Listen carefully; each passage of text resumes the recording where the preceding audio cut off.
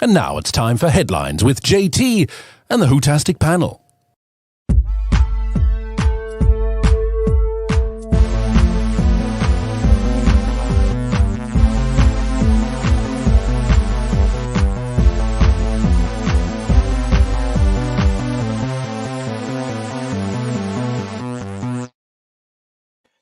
Talk about a big show. We have got a very big show for you this evening. Hello, Who viewers.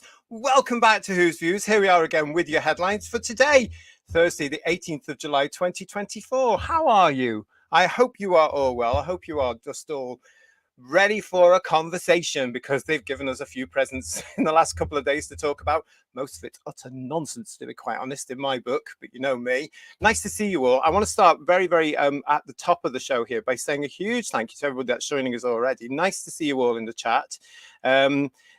Martin, we're going to be coming to this very shortly, so don't go away. Martin Brown saying to us here, perhaps Shooty's waxwork dummy at Madame Tussauds can star in season 3 and save Doctor Who. I wonder what the Hootastic panel think about that. We're going to be coming to that very shortly, mate. But I want to say a huge thank you to Digby Strawbridge, who can't join us tonight, but he says, I can't watch live, he says. Outrageous behaviour. Absolutely outrageous, I say. We'll catch up on the rewatch. Free RTD's Key Borad. Hashtag justice for Timelash. We're building up to something there with Justice for Timelash, I can tell you. And thank you so much for your super chat, Digby. I really appreciate that. Thanks for organising this, JT. Keep up the good work for us. Well, we're going to try, Digby. We will try keeping up this work. But when they give you this amount of stuff to talk about, it's quite fun, isn't it? So thank you for the super chat there, Digby. And hello to everybody that's in the chat. Big show for you tonight, as I say. Lots to get through. So let's bring on the Hootastic panel. So I'm going to start. Look, Paul's with me. Hello. Hello there, how you doing? Well, I am very well, because, wow, what a few days it's been for the headlines. It has indeed. I'm looking forward to the Madame Tussauds item. That'll be interesting. Yeah. Here we go again on that particular one. Yeah, which one is the dummy? Controversial. Yeah. Listen, Paul, Ian's still on holiday. Yeah, lucky for some, yes. I believe he spotted some Autons on holiday as well, so good for him. Yeah, so, yeah. More waxworks. Yes. It could be, absolutely. I'm delighted to say that kindly filling in for Ian on this particular show. It's great to have him here. Everybody in the chat, please welcome to Who's Views. Emilio's back with us. Look, there he is. Hello. Hey guys, Hello. how you doing? Very well. Nice to see you. Thank you for filling in, as it were. Yeah, no, I'm very happy to be here. Oh, bless him. There we go. The inexperience of youth. That's He'll learn. He will learn, indeed. Yes, so thank you, everybody that's joining us in the chat. We are going to come to you, but we're going to get straight into this because we've got a lot to do today, a lot to talk about. So let's start with this. Yes, some of you've all seen this, because coming up tonight, we have got, have you heard, we have got the deadline report to talk about, because Doctor Who, apparently, guys, the future is in the balance. We've also got Ayi'a, she's back. Our favourite journalist is back. So we're going to be coming up to all that as well. And Doctor Who magazine, did you see Doctor Who is reaching out today, not to touch someone, but to really go for the propaganda elements. So that's what we're going to be coming up to, everybody, very shortly. Oh, goody. But we are going to start with the Madame Tussauds exhibition, or just display. I think exhibition is too much of a word for it, isn't it, really? But you would have all seen these. So BBC Studios, BBC Wales, Bad Wolf, whoever it is, basically released these, haven't they? Shooty Gat with yes, which one is which, I ask you? Which is which? I have to say, it does look pretty good, doesn't it? I mean, this is probably the better one they've done out of all of them. Well, have you seen the Jodie Whittaker one from Blackpool? That's interesting. Yeah, I saw it a couple of times on photographs and just that. But the Matt Smith one from The Experience from all those years ago was, that was terrible. Awful. Yeah. I know that wasn't like him whatsoever. Well, I know that wasn't Tussauds, but still. But this one of Shooty is actually better than the one they did all those years ago of Tom. Can I ask, does Disney own Madame Tussauds as well then? What's going on there? Allegedly. So. maybe. But here he is here doing what, no offense, Emilio, but doing what his generation do best, selfies. They love it. Why do you love it? Answer on a postcard. I hate selfies. I Oh, absolutely hate them. Can't stand them. No, see, no. It's what really annoys me when you're on holiday somewhere and nice resort and you've got people with like selfie sticks. I'm just like, get out. I try to take pictures of myself and my dogs together. It's really, really hard, and they move and they're out of focus, or I get a funny angle, like it's an episode of '60s Batman. It's just really weird. Oh, you see now that I was inspired by those 60s Batmans, and I do that deliberately sometimes because I love all those weird angles. Very arty. I think it's called the Dutch angle. I think it's called. Yeah. Oh, I call it the Batman angle. Yeah, I call it the Batman angle as well. Do we? Well, let's have a look at this because here it is. Here's some more of them. I think it does look. It does look a little bit spooky, darling. It really does. It's uncanny, isn't it? They've really captured this image there perfectly. Now, I know what's going to happen. I've just predicted the future, GT. They'll do like a multi-doctor special. He won't appear, but this one will be in the photographs. How about that? You heard it here first. That could be, yes. Yeah, that one and the Jodie Whittaker one, because who's going to want these two? We've got Steve Rogerson saying to us here, the waxwork will last longer than Shooty's run as the Doctor. Oh, preempting the conversation, Stephen. Very clever. We are coming to that later on.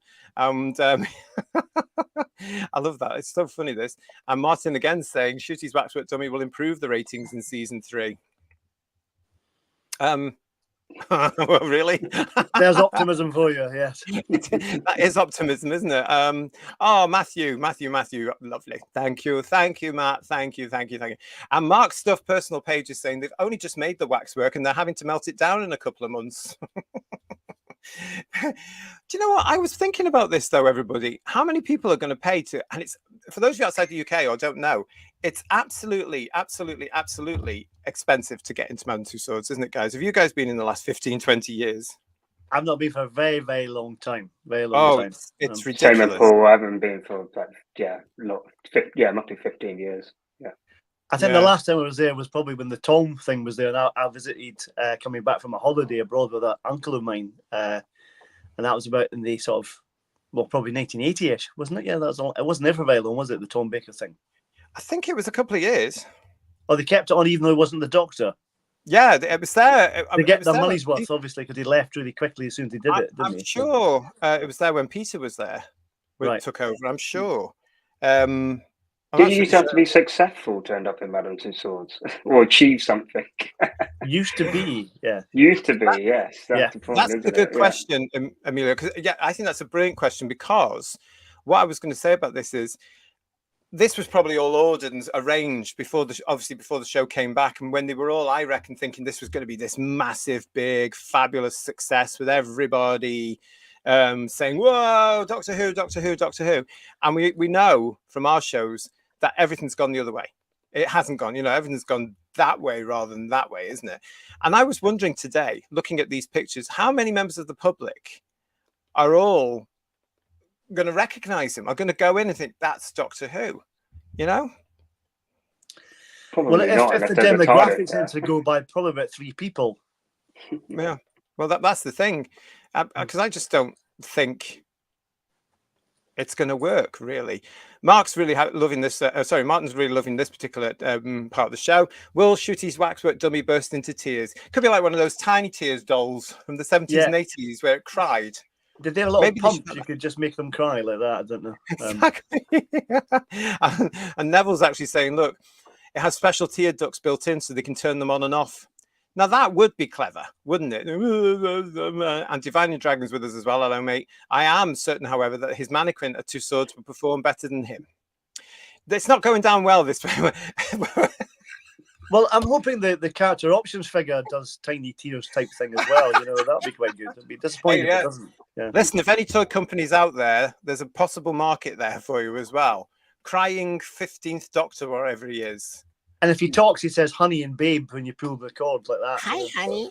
Hi, honey. Yeah. Oh, hello, Douglas. Douglas is with us here, everybody. Hi, all. Missed a few shows. Outrageous, but happy to be back. Yay! So it's lovely to see you, Douglas. Hope you are well. And I'll be wanting a written report from you as to why you've been missing shows.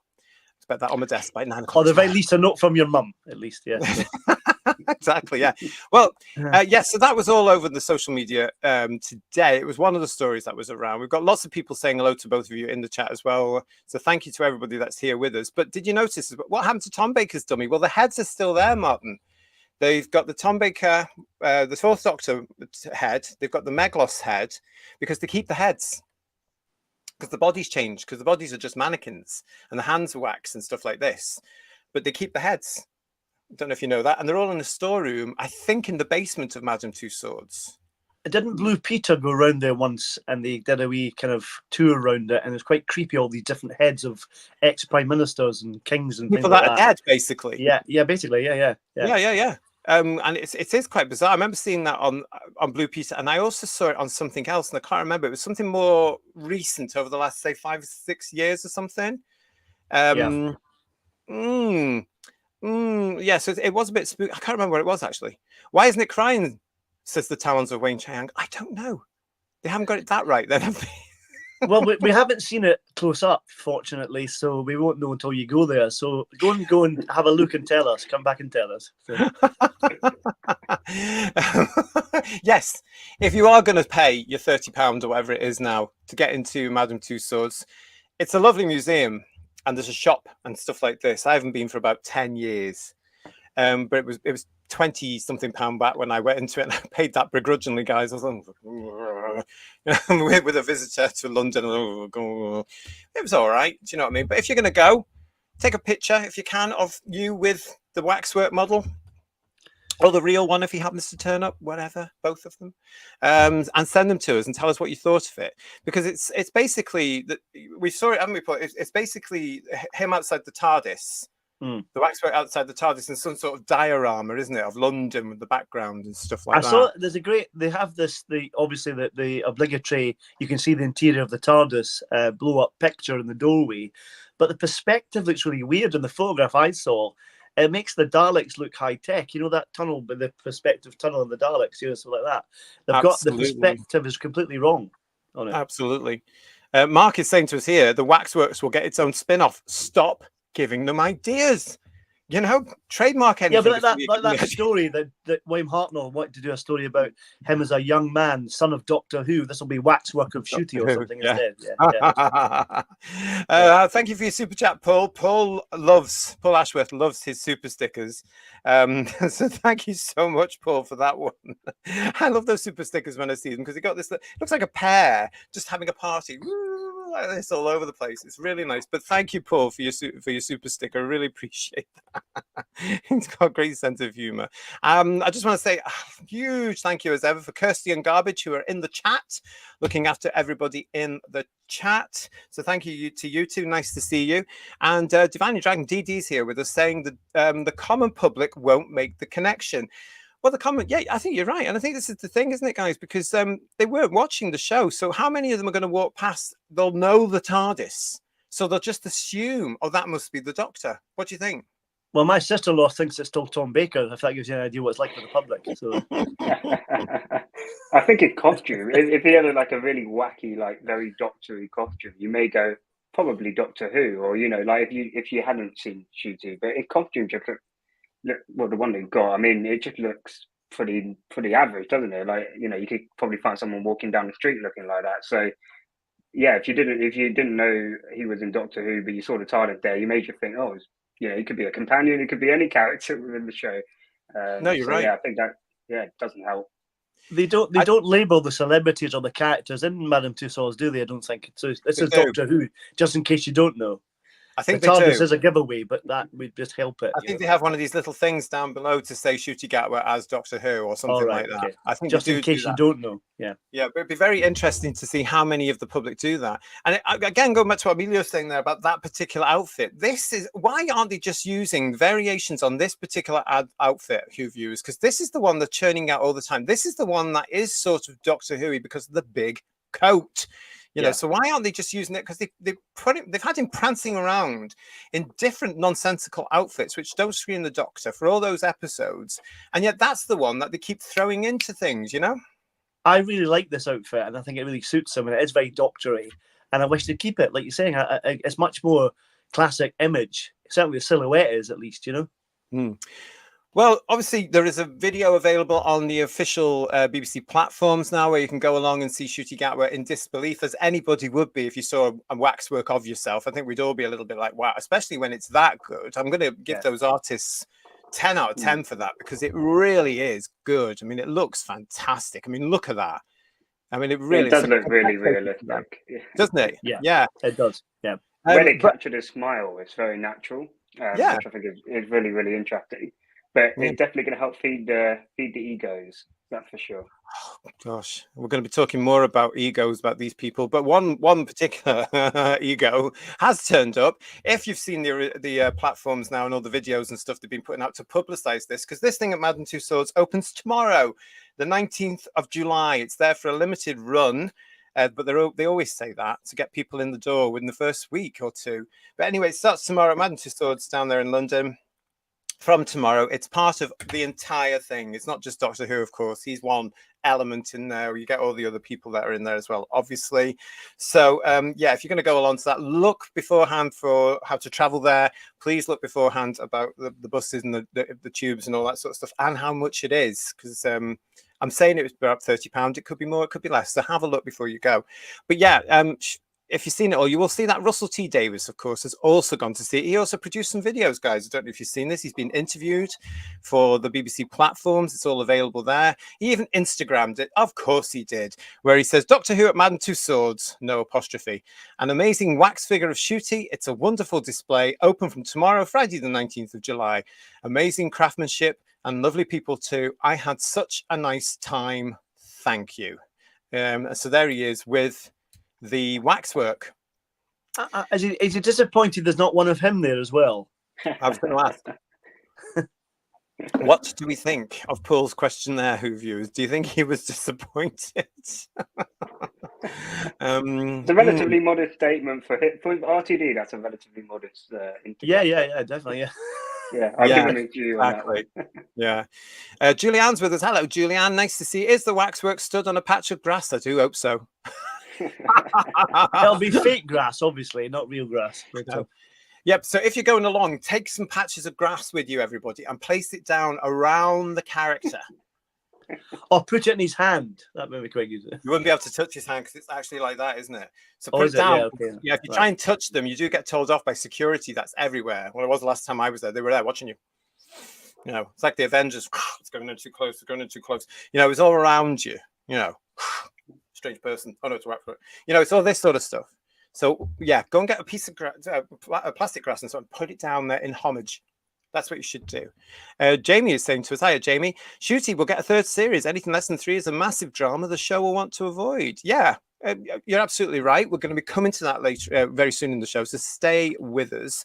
And the special unit wing of Madame Tussauds said Mark. That could happen possibly one day, couldn't it? It's absolutely ridiculous.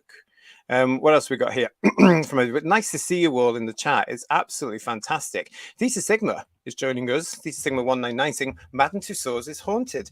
Yeah, that was the legend that went round, guys. Have you ever heard about that? No, I've not heard that. No. Have you not? No. Oh, yeah. I think it's because in the old days, the whole Dungeon of Horrors and stuff that was in there. Right. Yeah, and apparently there was a story going along that some of the ghosts were haunting their waxworks and stuff like this and all that. Yeah, so it's great for the tourists. They love all that. Yeah. Paul Ashworth is saying, don't go into Tussauds with a lighter. That's a bit naughty. Or sonic screwdriver, because that's a dangerous weapon. Yeah, put one of the sonic screwdrivers in his coat pocket. Mark is asking us, does the BBC provide the costumes? Yes, they do. Yes, they always have when it comes to this. They do. It's like with the royal family as well. They always provided their outfits for their mannequins. So it's really quite nice, that one. And they should have a hall of heads presented. That would be creepy, says Jamie Knight. On one of the videos for this today, Jamie, RTD actually says if he was in control of Madame Tussauds, and then he jokes about, well, it could happen. Ha, ha, ha. That scares me. He says he would have all 15 of them. All 15 Doctor Who's there. Well, they could have it a bit like Futurama and all these heads in glass cases like that with their names underneath. That'd be quite nice. No, that's too much. Andy Gladhill, nice to see you. Someone was posting on Facebook the waxworks at Great Yarmouth and they were shockingly bad. I wonder who did those then. And my Roku, the dummy has more talent. Oh, controversial. Isn't that shocking? Shocking. But nice to see you, my Roku. Nice to see you. Also nice to see X-Man 577. And Babette Bombshell is joining us as well. Lots of you in the chat tonight talking about that. That was our first story. Oh, look at this.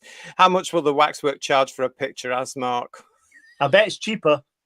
I was gonna make a joke then about, well, you'll find out at Comic-Con, but could we just be there? Have you, because he's not allowed to talk to you unless you've paid. Could be like that, couldn't it? Who knows? Time will tell on that particular one, but it's great to see everybody. Richard is saying here, it's amazing Doctor Who is still going. It is dire. Yeah, absolutely. Gosh. Smiley people, ghosts in Madame Tussauds. That's Carry On Screaming. We are going to be looking at that one time. It's a great film. We are looking at that at some point in the future. Around about Halloween, we're going to be looking at that. So let's move on then from that particular one. And we're moving on to our next big story today, because yes, our favorite journalist is back, and she's been journalism. Well, I say journalist. I mean, that's a point of view, isn't it? I mean, you could say. It's the Metro we're talking about here, isn't it? Yeah. Probably, yeah. Well, it is. Yeah. And this is all down to this chap. So, of course, Stephen Moffat, who wrote for the last series of alleged Doctor Who with Boom, what can we say about that? What can you say about Boom? It was there, wasn't it? It was okay. It was okay. It was one of those. But yeah, Stephen Moffat has another television show on at the moment. I'm not sure how it broadcasts these days, because, you can get it all in one, can't you? You can get it streaming and all this sort of stuff now. So I don't know if it's on weekly or if it's on twice a week, or I think it is on weekly. Is it? I think it is on weekly. But you can just like I've done. You can just go and watch all the episodes on ITVX. Well, yeah. Well, I tried, but what we're talking about here is this. This is his latest penned. It's like a drama comedy, really. It's called Douglas is Cancelled. And there you can see two familiar faces, two all as Doctor Who fans, obviously there. You've got Hugh Bonham and you've got Karen Gillan, who are the stars of this show. And this is actually really, really, really topical and really relevant. In the press releases and all the TV guide things, he was saying that he started writing this ages ago. And it's as though, from what he's saying, real life has caught up to where he was in the drama, in the writing process. Because this is about Douglas, who is the lead. I suppose you could call him an anchorman these days. That's an American term, really, but we'll use that. He of a top-rated show called News at 6 or something, isn't it? Yeah. And apparently, what happens is, in the context of the story, he goes with his wife, who's played by Alex Kingston, another Doctor Who connection, to a wedding. You don't see this. This all happens off camera. He gets a little bit tiddly and a little bit merry and apparently says some sort of sexist joke. So what happens in this day and age? People take offense. And this whole story is about him having to deal with these people going, oh my God, oh my God, oh my God, oh my God, and the cancellation process and stuff. Now, I have to be honest, I tried to watch this for this show. I could only do 2 episodes back to back because I was getting so because it's so good. The writing is so on the ball. The actors are fantastic. There are some brilliantly comic moments in there, but the way he's written it, if you haven't seen this, Who viewers, I would recommend it if you can. Maybe have a bottle of something in front of you at the time, because you might need it, because it's so on there. And the one character, in fact, there's several characters that wind me up, including the daughter. Oh my gosh, she's hard work. She's insufferable. She is insufferable. Oh, wasn't she about 19 or 20, isn't she, or something like that in the show? I think, or 18. Yeah, she's meant to be. I think, a university, right, or something like that. Yeah. Yeah. And 19, they make jokes about how the university have actually destroyed her common sense and that, because everything she does is offensive. And she's so worried about her father getting cancelled because of the effect it might have on her. It's brilliant. I would recommend that, but as I say, I got to episode 2 and thought, no, I'll come back to that in a week or a month or something.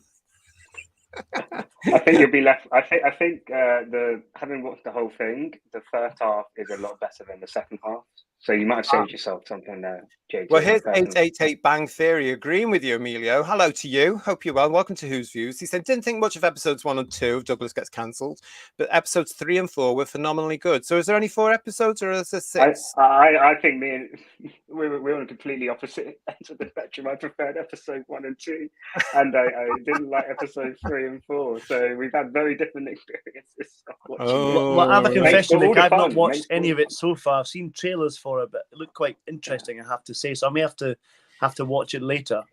Yeah, you'll have to watch it at some point, Paul, because I think you'll like it. But as I say, I just couldn't get through after episode 2 because I'd had enough. The thing was stressing me out because it's so real, and these younger ones especially. And it also it sort of gets at the media as well, doesn't it, Emilio? The way because they're working on this television channel. His wife works for a paper, and it shows you how, I reckon, with it being fiction, how the industries actually are, the entertainment news industry actually is. They're all terrified of X/Twitter. They're terrified of it all. And you can't say this, and you can't say this, and you can't say that, and you can't do that. And that comes out, and he writes it in a lovely sort of funny way, but it was stressing me out. Julianne is saying the daughter character is horrible. If she was mine, she would be homeless. Me too. I would have kicked her out, Julianne. I would have kicked her out. Has she ever been disciplined in her life? Clearly, like, Karen, I was just thinking the whole time, you should tell my daughter where to go if I was her dad. Yeah. Well, yeah. I just get Bedouin is saying here, episode 3 is incredibly uncomfortable to watch, but well worth it. Maybe next week, maybe the week after, possibly when I'm a little bit braver. Honest to God, it really was stressing me out. I hate to sound like one of these people of his age, but it's amazing. It's amazing acting throughout. Like, great actors in it. Karen Gillan's amazing. She keeps you on the edge of your seat the whole time you're watching. Hugh Bonneville. I mean, he's a great actor. And Alex Kingston does a great job of being the angry, pissed off wife. So she does a really good job. Alex Kingston is funny in this as well, isn't she? And I love the way she's playing the stressed editor of a newspaper, having to deal with all this crap when she actually genuinely, Paul, just wants to do the job of reporting news. Even her hair looks stressed. It's so wiry. I saw the trailer when one character tells Hugh Bonneville about what happened at the wedding, etc. And he said, "Is this news?" Well, it is now, and it's all become obviously blown out of proportion, which really sums up society as it stands, doesn't it? Really, so that's why it's so good. And Andrew Dexter is saying here, this was brilliant. Karen was fantastic, and love the end. Well, I might get there one day. And Geordie boy, hello to you. Anyone outside the UK watching our TV must think we only have about 20 actors. Yeah, it's a good point, actually, isn't it? Yeah, really, really good, that one. I like that. There is a bit of nepotism goes on in the profession, I have to say. So there we are. A bit. Allegedly. Yes. I think it's I'm being kind, obviously. But, yeah. Well, the reason I've brought this up is because our favourite journalist is around and about. I am, of course, talking about this young person here. This is Ayia'S. If you're a regular viewer here on Who's Views, as many of you are, you will know this name. We have reported on a couple of her alleged pieces of journalism from the metro.co.uk. Britain's wokest and incredibly extreme ideological left-wing leaning, I hate to use the word newspaper, toilet paper would be more in line with what I think about it. But she's gone, this hit TV show is an insult to Gen Z viewers like me. Good. Let's see what she says about this, actually, shall we? Now, this is a long piece, everyone. So bear with me as we get through this, but it's worth a laugh. It's worth a discussion. Here we go. Oh, God, sorry about this, but this is worth a fun. Here you go. Douglas is cancelled as the latest show to fall foul to one-note woke Gen Z kids who speak in political cliches and give off an insufferable holier-than-thou presence. Like when 19-year-old Claudia, played by Madeline Power, labelled her mother Sheila's, played by Alec Kingston, toilet flush mid-argument as microaggression, I couldn't help but groan in despair. The character's assassination of socially forward Gen Z-ers has infiltrated yet another show. Sorry, I'm not going to get through this. What followed in the rest of the 4-episode ITV series written by 62-year-old, see, she makes a mark there, Stephen Moffat, was a textbook example of exactly how not to write a Gen Z student. At another point, Claudia tells her dad, Douglas, played by Hugh Bonville, she really, really doesn't want to have to cancel him after he is accused of telling a sexist joke, the premise for the entire cancel culture themed show. She then spends the rest of the show criticizing every exasperated adult in sight for their progressive failures. It seems the phrase "pick your battles" never entered Claudia's lexicon, and her righteous rage leads Douglas to even accuse her of joining a cult. This lady wouldn't like it on this show, would she? No, Anyway, she she wouldn't, no. continues. The overall character means that you can't take any of her valid concerns seriously. As a socially progressive, forward-thinking member of Gen Z, all I saw, this is her obviously, was yet another underdeveloped character who has become a caricature for the dreaded social justice warrior. In other words, it's a manifestation of every bigot's worst nightmare for the next generation. Oh, here we go again, that word again. Exactly, exactly. That we Yeah. are becoming volatile snowflakes looking to catch everyone out. I am no stranger to arguing with my own family, older relatives, and even strangers from time to time. I call people out on their behavior where I can, and I am steadfast in my political views. I've explained why I believe J.K. Rowling's views are harmful while defending trans rights to relatives, slammed Boris Johnson's comments about Muslim women to willfully ignorant peers, and snapped back just as hard after being patronized by men while at university. But I am not a walking, talking machine primed with jarring and clunky political quips. Really? Nor do I oversimplify complex debates to the point of self-mockery. Neither does anyone I know. For the past few years, screenwriters have attempted to cater to a Gen Z audience and incorporate our ethos into TV shows and films to varying levels of success. Oh, God. Russell T. Davies, who is 61, although well-intentioned, met similar pitfalls in the Doctor Who 60th anniversary specials, such as the strange discussion about male-presenting Time Lords. It's also plagued the Gossip Girl reboot with lines such as "Don't straight shame me" and shaky dialogue about accountability culture. Netflix's Wednesday tackled conversations around mansplaining and the male gaze in a pointed way, and the film Prom Pact, which was a pile of poo, by the way, included the phrase, "The only thing I hate more than slow dancing is the gender wage gap." Infamously, the Netflix series Ginny and Georgia came under fire from young people after one heated argument between Ginny and her boyfriend Hunter whipped out the horrifying phrase, "Oppression Olympics, let's go." That's horrifying. That's just stunning. I would alert the forces for that and send out the RAF. The show is littered with similarly mortifying on-the-nose lines that make you want to laugh. Instead, most people I know are having thought-provoking conversations about intersectionality and how our identity changes how we navigate the world. Even The White Lotus Season 1, which generally does a better job of representation, includes the classic woke child, concerned parent trope. To be clear, this isn't to say that cringe should be removed entirely. It is unfortunately a rite of passage for everyone to look back at their younger years and shudder at some of the nonsense that came out of our mouths. But to make it the defining trait of almost every single character aged 16 to 25 is perhaps taking it too far. Maybe more screenwriters should take a leaf out of Inside Out 2's book, where they actively hired teen advisors to actually capture the horrors of puberty.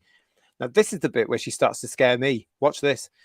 The film's huge success, now over $1 billion at the global box office, must be in part owed to the endearing authenticity which it approaches the subject. Surely it's worth trying to recreate this magic by hiring Gen Z proofreaders for relevant TV shows and films to help tackle the stereotype. The problem with that is you get typos. Did you notice that? Proofreaders for relevant TV shows and films to help tackle the stereotype. For is spelled F-O-R, dear. That stereotype has become so cemented in TV canon that several TikToks have been made making fun of the poor writing. These fake scenes see influencers reenacting the cringy misused slang and over-exaggerated statements so reminiscent of the current crop of Gen Z characters. Don't get me wrong, I am all for more progressive language and ideology on our screens. No, really? In fact, I encourage it. I hadn't noticed. But just having an actual Gen Z in the writer's room could do wonders to making the language more seamless and realistic. If Claudia was purposely written this way, then it feels like a lazy approach to prescribe her to the irrational young person who has a crusade against everything. At this point, it's almost predictable and would have been a breath of fresh air to offer a more nuanced take on the daughter in a drama about a topic that has already occupied mainstream discourse for years. If anything, these kinds of portrayals of Gen Z characters like Douglas's cancelled Claudia saying, "Okay, boomer," are harmful to the good work of people my age and doing to raise social awareness. It also undervalues the importance of having a strong voice who stands up for what's right. Of course, there are shows out there that do a better, although not perfect, job of portraying the realistic Gen Z experience.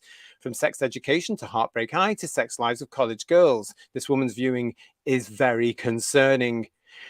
These shows explore the trials and tribulations faced by the new generation, from exploring their sexuality to confronting their identities, which ensemble casts that reflect the breadth of the teen experience.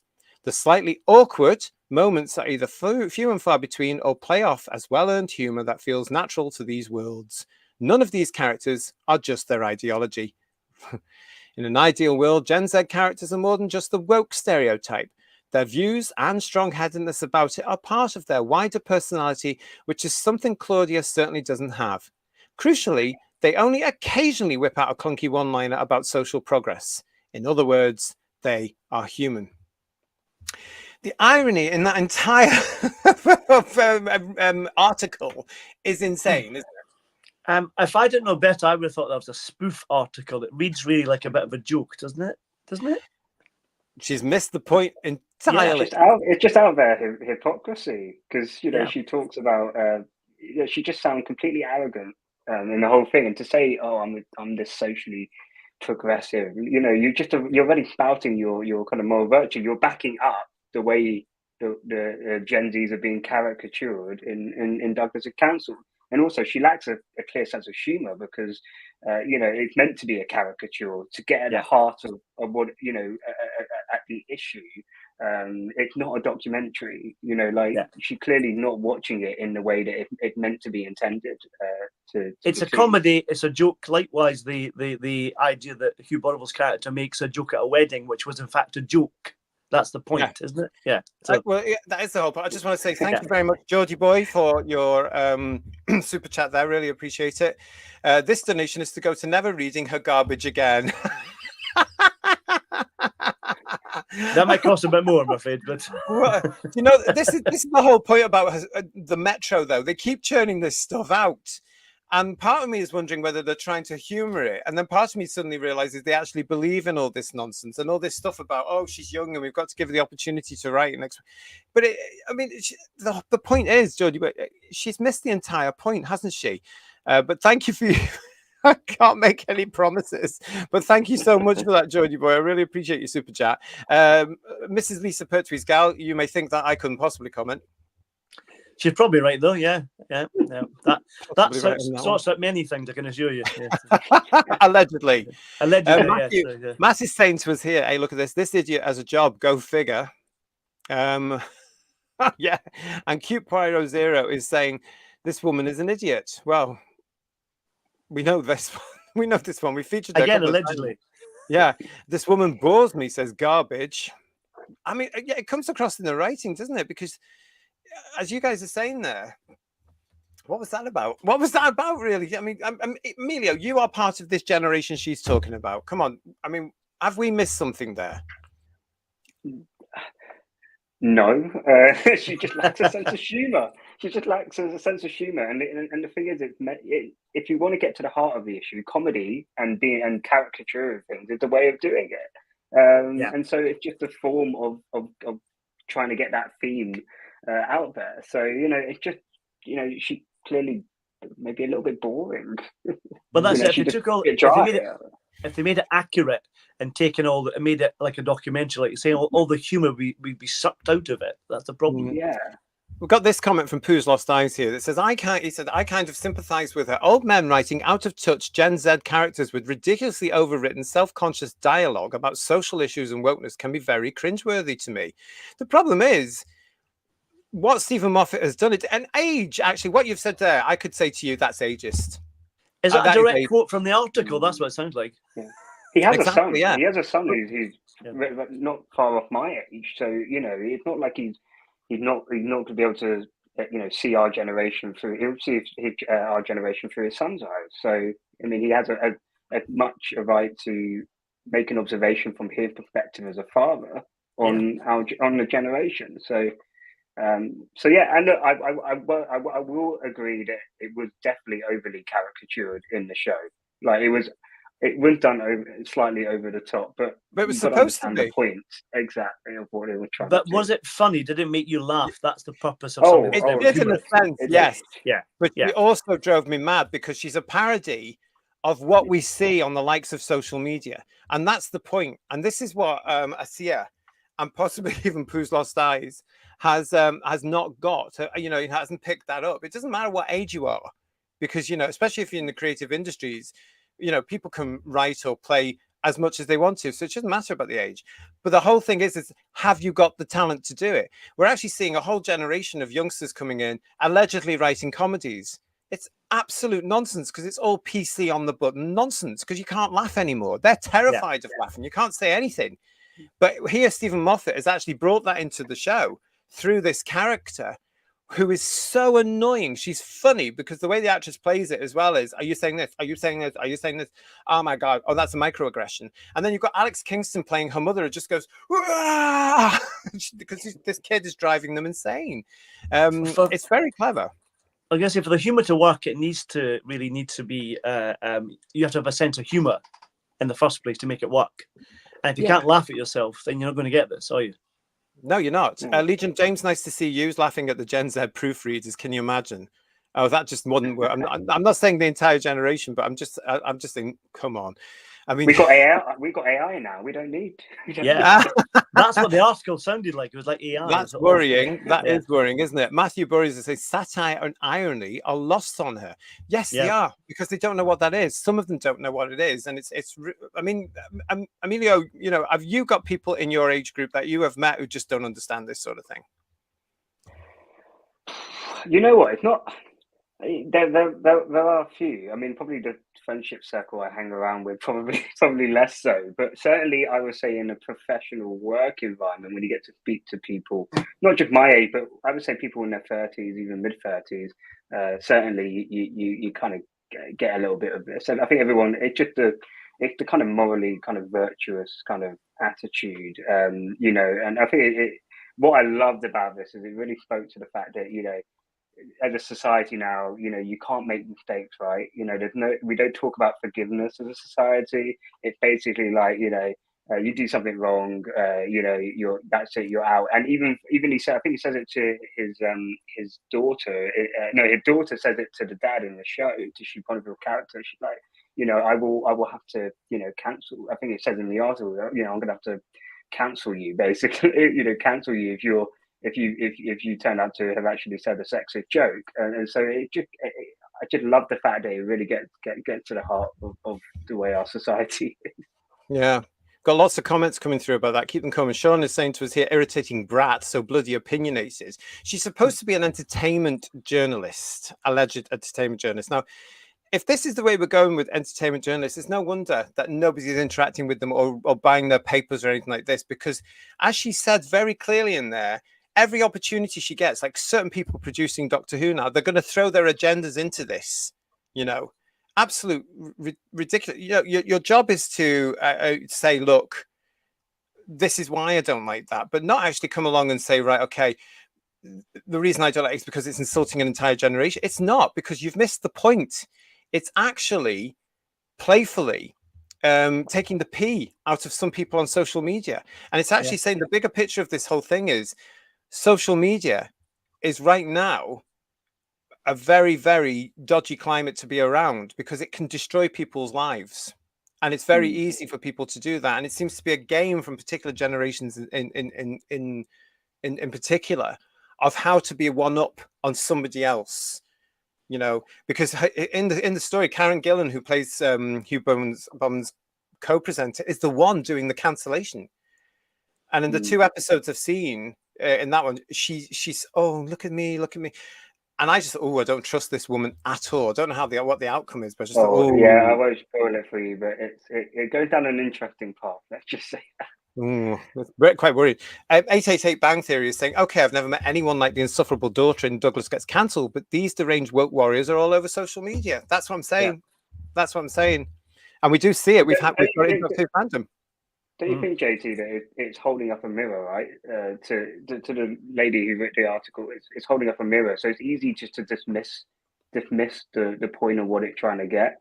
Then actually, look in the mirror and go, actually, am I a bit like that? Is that look within yourself a little bit, and maybe it's just easier just to dismiss it and say, all of this trope is happening everywhere, portraying us like this. But it's probably trying to, if there's a trope happening, there is some truth behind it. There's a reason why it's being that generation is being portrayed in that way. So maybe you should engage and try and understand why that's the case, rather than just dismissing it outright. I think they're so conceited they can't see it. Simple as that, isn't it? So, yeah. I mean, this whole thing about Lex is saying to us here, this journalist loves herself too much about what she wants rather than free will. Gen Z makes me sick. Some of them do. I have to say that as well, Lex. Some of them do, as you'll know if you've been watching these particular shows. They drive me mad. Some of these people. But this is what was getting me about this. I couldn't watch after the second episode for that very reason, because I thought that's the people I've been arguing with for 5, 6, 7 years, whatever it is, on social media, who wouldn't dare say to me in my face, I want it. Because for one thing, they wouldn't be able to communicate without using their thumbs, because it's all this. So if they ever met me in a bar or a restaurant or something and I challenged them, they'd probably cry. That's what comes through on all this one. But yeah, I mean, gosh, Legion of James is saying to us here, social awareness. I think she means social deconstruction and destruction. Yeah. It's the fact that she writes about herself in this as well, to that point where we'll be saying, I've done this and I've done this and I've done that. And obviously missed the point of the fact that you're the sort of person he's actually plagiarizing here. You're exactly that sort of annoying character here. That's you. Basically, and she just outright just said, "I look at me. I'm a good, morally virtuous person." She said it. I'm socially progressive. I'm this and that. So that's a pride. That's arrogance. And who's judging imagine that? I came just out on herself. the stream and said, "Oh, I'm such a good person. I'm morally this." Like, you just sound like a right knob. Yeah. Well, it's true, isn't it? Babette, Bombshells was saying, as someone in show business, I'm sick of experienced 20-somethings thinking they deserve a seat at the writer's table based on their young and labels. It's as though a whole generation has been told, pandered to too much to be able to say, I don't know, there's something missing. There's no grafting anymore. Not with all, but with some of these people, especially ones that are who find themselves in these positions. I mean, when I was their age, you would never have got into writing a newspaper or onto a reader's room or producing a show or presenting a show. That was very, very rare. You had to make your way up. You had to suffer. You had to really, really hit bottom before you could make a break. And it's as though my generation has gone around with that whole idea of too much of, you've got to listen to the young people a bit more. You've got to give them a break a bit more. You've got to give them the opportunity a bit more, which is fine, as long as they're making their way up and not just handed a newspaper. I think that's like a societal thing, isn't it, JT? Technology made everyone's life way too easy, to the point that you don't really have to do so much for yourself anymore. We don't talk about things like suffering as a society. So people live in their kind of own bubble. You probably saw that your parents had to graft really hard in the job back in the day. They did lots of physical labor. You witnessed that. I think the generation now won't witness those kind of things. But you can go on. There's loads of reasons why that's the case. Mm-hmm. I just thought this was very interesting, because when I was reading this thing, thank you all for your comments. Paul Rose is saying to us here, not with a man, how dare you, how utterly toxic. Yeah. But again, it's one rule for them, one rule for the rest of us. It's that dictation thing that I get through this. And this came out, Paul, as well, through this character. I recognized this character. And that was part of why I was getting quite stressed, because I thought, this is it. This is Doctor Who fandom right now. And this young character doesn't realize that the toxic one is her, because she's got parents who are trying desperately to understand what the hell she's on about. But it's like Lisa was saying that had this been me, she would have been out the bloody door. You know, get out. I don't care. Don't come back. Honestly, that would have been me completely. So it's that sort of thing, wasn't it? It's very intense writing, but clever writing. Actually, it's very good. I don't think when you watch all 4 episodes, JT, I don't think Moffat actually. I think he doesn't really know what he wants to say with this whole piece, because the first half is very much like anti-cancel culture, and then the last 2 episodes are preaching about feminism. So it's like he doesn't really know where you don't really he doesn't really know where he is. He's almost like caught in two in two minds on where we're at as a society. It's kind of like one minute he's probably backing the people that actually admit there is cancel culture and that it's wrong, and then on the other hand he's preaching about feminism and making all the male characters stupid Really? and silly. Yeah. So it's like I came away with it thinking it gripped me from minute go to the end, but I'm left feeling like I got very mixed messages from that, and maybe that speaks more to him in terms of his own political ideology, that he probably thinks one thing about cancel culture, completely opposite things. So I definitely suggest finishing it, and I'll be really interested to hear what you think about it after that. When I'm feeling brave, I will. It might be a few more weeks, because honestly, it wound me up too much. I was just thinking, this happens in real life now. This is what goes on. And the fact is that these people who seem to get offended by the drop of a hat can ruin somebody's entire life. Tying in actually with Pooh's Lost Eyes, who's given us this comment here. New British comedians do suck, I will concede, but the older ones aren't much better nowadays. Well, there's a reason for that. It's because they would be cancelled and lose their livelihood. We've actually had people like Dawn French and Jennifer Saunders, to name 2, coming out against this sort of stuff and just saying, no, it's ridiculous. We've got some of the others that I can't remember the names of my generation and above coming out saying, you've got to laugh. Eddie is not Eddie. Let's look at Jimmy Carr. He's done some podcast recently about it. I know Ricky Gervais has always been out. Ricky Gervais. That's who we're thinking of. Ricky Gervais is the big one because you can't cancel him because he's mega rich. He's like J.K. Rowling, isn't it? You can't cancel him at all. So he's going out now, deliberately doing this to say, look, shut up. You've got to have fun. You've got to have a laugh. But this is the problem, so, you've got Dawn French coming back now saying, right, I'm going to write and produce and star in an unwoke comedy. Be very interesting to see what that happens if she can get it broadcast, because we know all the channels are terrified of putting this stuff on. It would have to go onto a streaming platform. And we've had Jennifer Saunders all coming out saying Ab Fab, absolutely fabulous, wouldn't work today. And it wouldn't, because you look at the context there. And certain amounts of people would go, that's so shocking. I am offended. Cancel it. That's the reason Pooh's Lost Eyes. Why the old ones are much better now. Why would they be? They've got money. Why not just retire? Go off and do something else. I'm with John Cleese on this, though. He's going to do, I think it's Life of Brian on stage, and everything that's in the movie will be on stage with no edits whatsoever. That's really brave, and I'm glad he's doing it because that shows real balls to do that, which is great. Absolutely, and good for John Cleese. No, and you know pun intended, I have to say that. It'll be a massive hit. Yeah, and people will come out having laughed and joked around the aisles in a British way, laughing and joking. I did go back to Jimmy Carr. Jimmy Carr did an interesting routine about his pronouns are he, and he identifies as a comedian. I like that. Very good. Yes, that is funny. Yeah. See, that's what a comedian would do. But all that nonsense that Ayi'a here believes in, all this alleged progressiveness, sweetie, you're not being progressive. You're being regressive, because we used to just be able to get on with each other, and now because of you lot coming in with your offensive and all your pronouns and all this nonsense and your identification and your segregation, you've ruined society, and you're going to destroy it.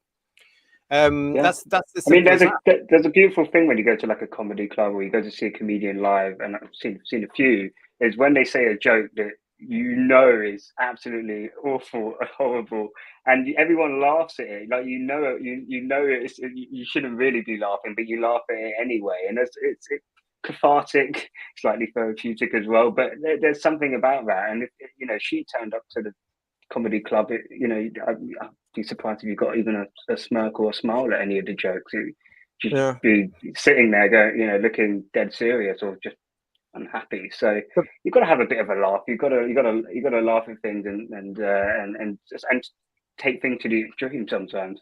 Yeah. The problem with comedy clubs today is you're not getting proper comedians because not really, because they're all terrified of going too far. Or if they go too far, they'll be cancelled and they won't get work again. Look at Andrew Doyle, very good comedian, but he and others can't get work in the comedy. He had to set his own up. You know, that's what they've had to do now. There are others of the generation before us, Jim Davidson being one, always controversial, but people just went, eventually, you know, if he did go a little bit too far, looking back at the stuff now, he didn't really go that far, but he's set up his own channels and his own shows and all this sort of stuff now. So, and includes a lot of the people that will never get any other work. It's such a shame because that's freedom of speech as well. I saw an article about comedian Roy Chubby Brown, and I'm not a fan of his work particularly, but it's he's a lovely man in real life, though. I've met him. Yeah, he's a lovely. He was a gentleman. His persona of Roy Chubby Brown is very controversial, shall we say? But I think it should be allowed to be controversial. If people want to see him, they should be allowed to pay and come and see him. That's how democracy works. That's right. So whether or not you agree with that comedian's opinion or jokes or whatever gags he does, that's up to the individual, surely, not a group saying you can't watch this or listen to this, you know. Exactly. Also, comedy is a feedback loop, right? You can say a really awful joke, it doesn't land. If you're a smart comedian, you don't say that joke again, right? At the end of the day, it's just a joke. Like you're nothing's gonna come out of it. It just, you know, if it falls flat, then, you know, that's feedback for you to say, yeah, probably took that too far. Yeah, it's true. I mean, we're not sending any messages to the Edinburgh Festival at all. That's gone down the toilet as well. Yeah, because they'll cancel anybody that they think is going to get them a name. Well, you get extra publicity if you had somebody on. You know, you would fill the venues as well if you were allowed Graham Linehan to perform, test out his routines, you know, or Andrew Doyle or any of these other people here, John Cleese or whoever it's going to be. And generally, these people that are moaning about this sort of stuff are a minority. So provide the entertainment for the majority, the rest of us that are actually sane, rather than these loonies like this alleged journalist here. Jen said the funny, says Mark, they need to realize that they're a living stereotype of everything they accuse others of being. That would shock them, wouldn't it? That would absolutely horrify them. When I tell them, when I say in arguments, when I say things like you are what you are accusing others of, they can't believe it. They absolutely can't believe it. They're just like, how dare you? I'm like, well, you are. You know, that's the problem. And we've got here as well, Divining Dragon saying, frankly, social media scares me, as it should. But problem being is that, well, I take over, I'm going to ban social media. Can I give problem being my vote now? Where's the box to put the cross in? I'll do it now. Absolutely. Doctor Who, says Babette, should be a bastion of satire and irreverence. It's science fiction that doesn't take itself too seriously. It should be steeped in British eccentricity and devilish wit. Again, those sorts of things are not to be tolerated by the minority that they're aiming the show at. You can't be eccentric and you can't have any wit anymore. It has to be bang on, doesn't it? And what's Legion of James saying to us here? Unfortunately, it's only the self-righteous entitled Gen Z screaming their nonsense from within their very sheltered echo chambers who have generally no real-world knowledge outside social media. That is the problem. For some of them, it is a problem. It reminds me of Bonnie Langford's character in Just William. I'll scream until I'm sick. It's a bit like that, really. You know, remember that character? Violet Elizabeth Bott, I think she was called. Yeah, Violet Elizabeth Bott. Yeah. It's his totally weird. Mark is saying to us here, I have socks that are more intelligent. And certainly older, anyway, I'd imagine. Yeah. So yeah, Sean saying here, so many people are so tunnel visioned these days. It's demoralizing. They only ever see one side of things. I'm a bit like that with Moffat. The problem with entertainment, as we've spoken about many times here on this show and on this channel, is simply because the people in charge are dictating a certain message, agenda to us all. And even the news now is absolutely one-sided from what I can see. You know, there's no balance to it. In my day, Emilio, when you watch the news at 6 o'clock as a young person, all they did was read a script. There was no emotion in it. There was no opinion in it. We didn't have opinion shows. That wasn't allowed, especially on the BBC. A newsreader would come on, and it would be the newsreader, a bit like I am on the screen, with a fake background, which wasn't all this jazzy nonsense. It was probably just a flat painted brown or blue with the logo on it. That was it. Nice and simple. And all they did, piece of paper, and they read the news. Good night. And then it was gone. Remember, Paul? I do remember, yes. They were professional newsreaders, journalists at the top of their game that got to do these, and that's all they did. But now people write things with an opinion in it, and it's their opinion, and it can be propaganda, it can be biased, and we've seen this from the Scottish vote onwards, I think, especially on the BBC. It's a bit concerning, and it's no wonder the BBC have lost people completely and utterly. There's a great saying: opinions are like arseholes. Everyone has one. So, Well, I don't really care. I don't really care, like, what one person's opinion is in an article. Well, that's why you shouldn't be allowed, especially on your national broadcast, you shouldn't be allowed that opinion when you're dealing with factual representation. You can get away with it with some dramas, but we never used to have that either. You can look at old Doctor Who's. There's no real opinion in that, really, because it's just about entertainment. Or if there's, it's a bit more subtle than some things you get nowadays. Yeah, but it wasn't often. Yeah. It wasn't often. It was quite rare. It's not just TV. It's like that. I'm a big football fan. You bring politics into football. I just want to watch a football game.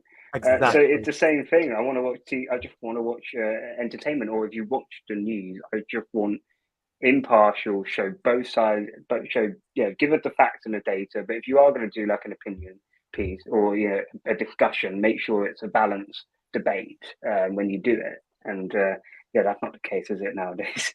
Not really. 21st century boy. Hello, Jason. Hope you're well. Some people in the media make me sick, past and present. Yet again, nothing new under the sun in the generation gap. Been there and seen that. It's boring. This lot are a little bit more, in my opinion, a little bit more confused because they can't even tell a man from a woman, for crying out loud. That's a bit concerning. That's basic nonsense, come on. All that there.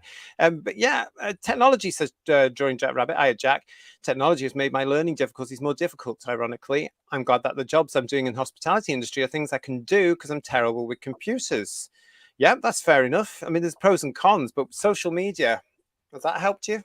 Probably not. I mean, I know a lot of people that have stress from that. They have to come off it because people can be real nasty. And Lex Kane is saying to us, Gen Z sounds more like a sci-fi villain. It does actually, doesn't it? Or a Bond villain, certainly, yeah. Yeah. There's a whole story there. Yeah. Problem being is saying to us, a few bad eggs with loud mouths don't speak for an entire generation. Very and true. That's a very good point. Yeah. And also Jack's in the chat and Kirsty's in the chat as well, representing the sanity of that generation, thank God. And Richard is asking us, who gave her this job on the Metro? No idea. Do you just write in these days and say, I'd like that job? And they give it you? I was going to say Jim fixed it for me, but best not go there. But yeah. Allegedly. What's this from Legion of James? My niece and nephew are both Gen Z. They are ostracized by a lot of their contemporaries as they think for themselves and don't agree with a lot of the nonsense narratives.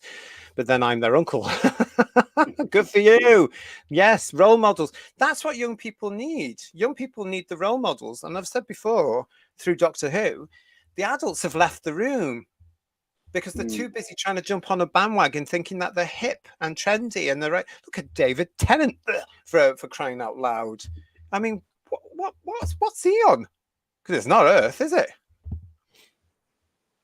No. Oh, no, they're not saying anything. They don't want to comment on that one. The No. He is definitely. He's off his. No, you just hit the nail on the head. I can't really say anything else to that. Hi, Dom Go. Nice to see you. Thanks for joining us. And we've also got Squawk, as I say here. Nice to see you. No self-awareness, literal-minded, irony-free, typical youngsters throughout the ages. In the wise words of my old sainted gran, they don't know they're born. Yeah. I hear myself, Squawk, saying that now when I see the kids in coffee shops and stuff with little televisions on phones, which is an adult's way of shutting the kid up in a coffee shop where we all had to just go, shut up. Go and play with traffic, all this sort of stuff. It's so easy now. And I look at these kids that go into certain technical shops and stuff, where they've all got everything out on tables and stuff. And the little ones go up and they go, and the next thing they're watching Peppa Pig. Yeah. I mean, they don't know the born, do they? They'll never know what it's like, Paul, waking up with cold mornings. Cold, exactly. No central heating. On the window, no central heating. Yeah, you were lucky. You were lucky. Yeah, we didn't get electricity to 1975. So there we go. Well, some parts of England still don't have it. Yeah. Pennycook's not very good for, or Bonnyrig's quite bad for electricity, I believe. Exactly. Richard is pointing out quite correctly, Rowan Atkinson is another one, I think, and they did try to get him, but that didn't work either because he stands his ground and he said, no, free speech in comedy and drama is essential. So good for Rowan, because it shows that these people of that generation, which is just a little bit above mine, I suppose, but, they're defending their art. They're defending what's going to happen, and they need to. We need more people talking up about it. And Legion of James is saying to us, are you being served in a low alone now carries a trigger warning before the episodes? Oh, for crying out loud, really? What, because of Mr. Spoken's pussy? That and other things probably, but it's still ridiculous. It needs it in the first place. It just grow a pair, for goodness sake. Yeah. Gervais is reality based as Divining Dragon, isn't he? Just, I think he's brilliant, absolutely brilliant. And that, what was the show about? The comedy he did about the chap. Sorry, is it Afterlife? Afterlife. Yeah, I thought so. Yeah. Oh, spot on. It's beautiful. It's emotional. It makes you laugh. It's got everything you want from a show. To be honest, drama. It was so beautifully written, wasn't it, Emilio? It was. It's a really good example of comedy drama. Really good. I would highly recommend anybody who's not watched it to give it a watch. But maybe bring some tissues. It's on Netflix. The series is called Afterlife. It's by Ricky Gervais. It's on Netflix. It's available right now. It's one of the highest rated comedy dramas ever. It's huge and it's still getting watched today. It's absolutely amazing. I would recommend it because it'll take you on a roller coaster. It's absolutely superb, and that's how to do it because because he doesn't believe in all the nonsense. He's not pandering to anyone. So it's accessible to anybody. Apart from, I would imagine, Gen Z would go, there's not enough business for me. I don't know. Thomas, hello, Thomas. How are you? Thomas Chobling. She would have to have a paramedic with a defibrillator on hand if she had to review Till Death Us Do Part. That would put her into an early grave, that one. Yeah, certainly. I saw an episode of the night there on 150, I think it's called. That's Entertainment Channel. They show lots of comedies on there. And that was on there. With a warning, a trigger warning before it started. Ridiculous. It's comedy, for God's sake. Why is everything not got about a trigger serial warning? killers, for goodness sake. Emilio, again, you won't understand this. But, back in the day, we all had common sense, which meant that if you didn't like a television show, you got up off your ass and you switched it off. Yeah. Now you've got to have a trigger warning saying you might not like this because it might offend you. Oh, go away. It's absolutely not. When we were little, we were the remote control. We went over and turned on for mum and dad. Oh, yeah. Awful. You're thinking you're stupid, though. It's not. It's saying you're not intelligent enough to think for yourself. And if you don't like something, as you say, switch it off. Or if you don't like a particular comedian, don't go and watch them. This is the problem, a particular show, don't watch it. You've got so much choice. You've got free will. So do you have free will? I don't think so, because every single day we lose a bit more down the toilet. Labour government. Yes, so that's happening. Compelled speech. It's on the way here in the United Kingdom. I guarantee you. But yeah, it's just nonsense. This is what the entertainment industry does. It looks down on the audience now, and it's so terrified about getting sued or getting into the paper about being. It's like Douglas is cancelled. He finds himself in the papers and on all this because of a joke he can't remember because he was slightly merry at a wedding, which was classified by somebody as that sexist. Who cares? That's what. And it was a joke. Well, so it said, but I only said the first two episodes. But that was the other thing about who cares? Who cares if it's sexist or not? Walk away or just say, "Oh, what a div." What I mean, please. I don't know. This one from Babette Bombshell is I do horror films. Do you? You have no idea how many horror scripts are amazing, but then they bring on a young writer or producer who leeches every bit of drama out of the project due to offense.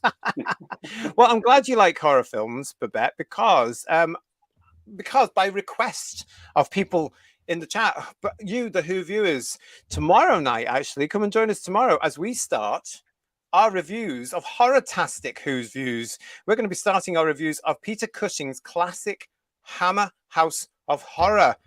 films. We're going to be starting with The Curse of Frankenstein tomorrow, live at 8. I watched it for the first time last night, and I cannot wait to talk about that here on the channel.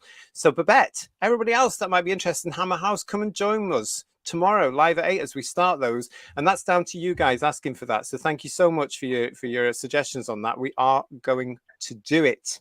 So thank you. 888 Bang Theory is saying the feminist slant in episodes 3 and 4 was powerful and thought-provoking. Yes, yes, it was interesting. I'm not gonna disagree that it didn't try to provide something a little bit more nuanced rather than kind of hitting you with a sledgehammer. I will give Moffat that, in the way that RTD certainly wouldn't be able to write something like that nowadays. But yeah, I still felt it felt to me a little bit like 73 yards, where it was going in one direction and then it kind of goes in a slightly other direction. But it does all tie together. I'll give it that. But yeah, it just felt like I felt I was going on one journey with it, and then I got taken away somewhere else. Okay. I'll at some point I'll get around to possibly. I've got to prepare myself for that annoying brat.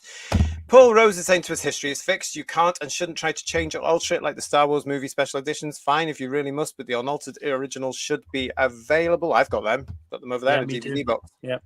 And they're not going anywhere. And I'm not letting Mr. Lucas in if he rings the doorbell to try and get them back. He'll be told, no, marching orders, off you go. Not having it at all. Because he tried to call them all in, didn't he? He did, yes, right. Yeah. He's a bit of a perfectionist, I believe. That's the problem. So. Oh, it could be that. It absolutely could be that. Yeah. What we're going to say, right? Yeah. So that was that particular story from our old friend Ayia'S, who's off doing what she does best, talking rubbish. Yes, and showing an example, a perfect example, I thought about that. But it was because she was mentioning Stephen Moffat and Russell T Davies, and she makes a big thing of them being the 60-year-olds in that as well. I just thought, here's a perfect example, everybody, of her being exactly what she says or alleges that she stands against. It's just bizarre, isn't it? It's bizarre. Anyway, yeah, you're watching Who's Views. This is Headlines. Nice to see you. It's the 18th of July. Lovely to see you all. Welcome. As you can see, I'm joined tonight by Paul and Emilio for all these chats. Coming up in the show now, we are going to be talking about that big news that has been everywhere today about is Doctor Who's future in the balance? Yeah, of course, we're going to be having a good chat about that. But before we get to that, it is that particular day, and this is out today. This is the new version of Doctor Who magazine from Panini, if any of you are still buying it. This is a subscribers cover. So, yeah, okay, there you go. It's that awful version of Sutek.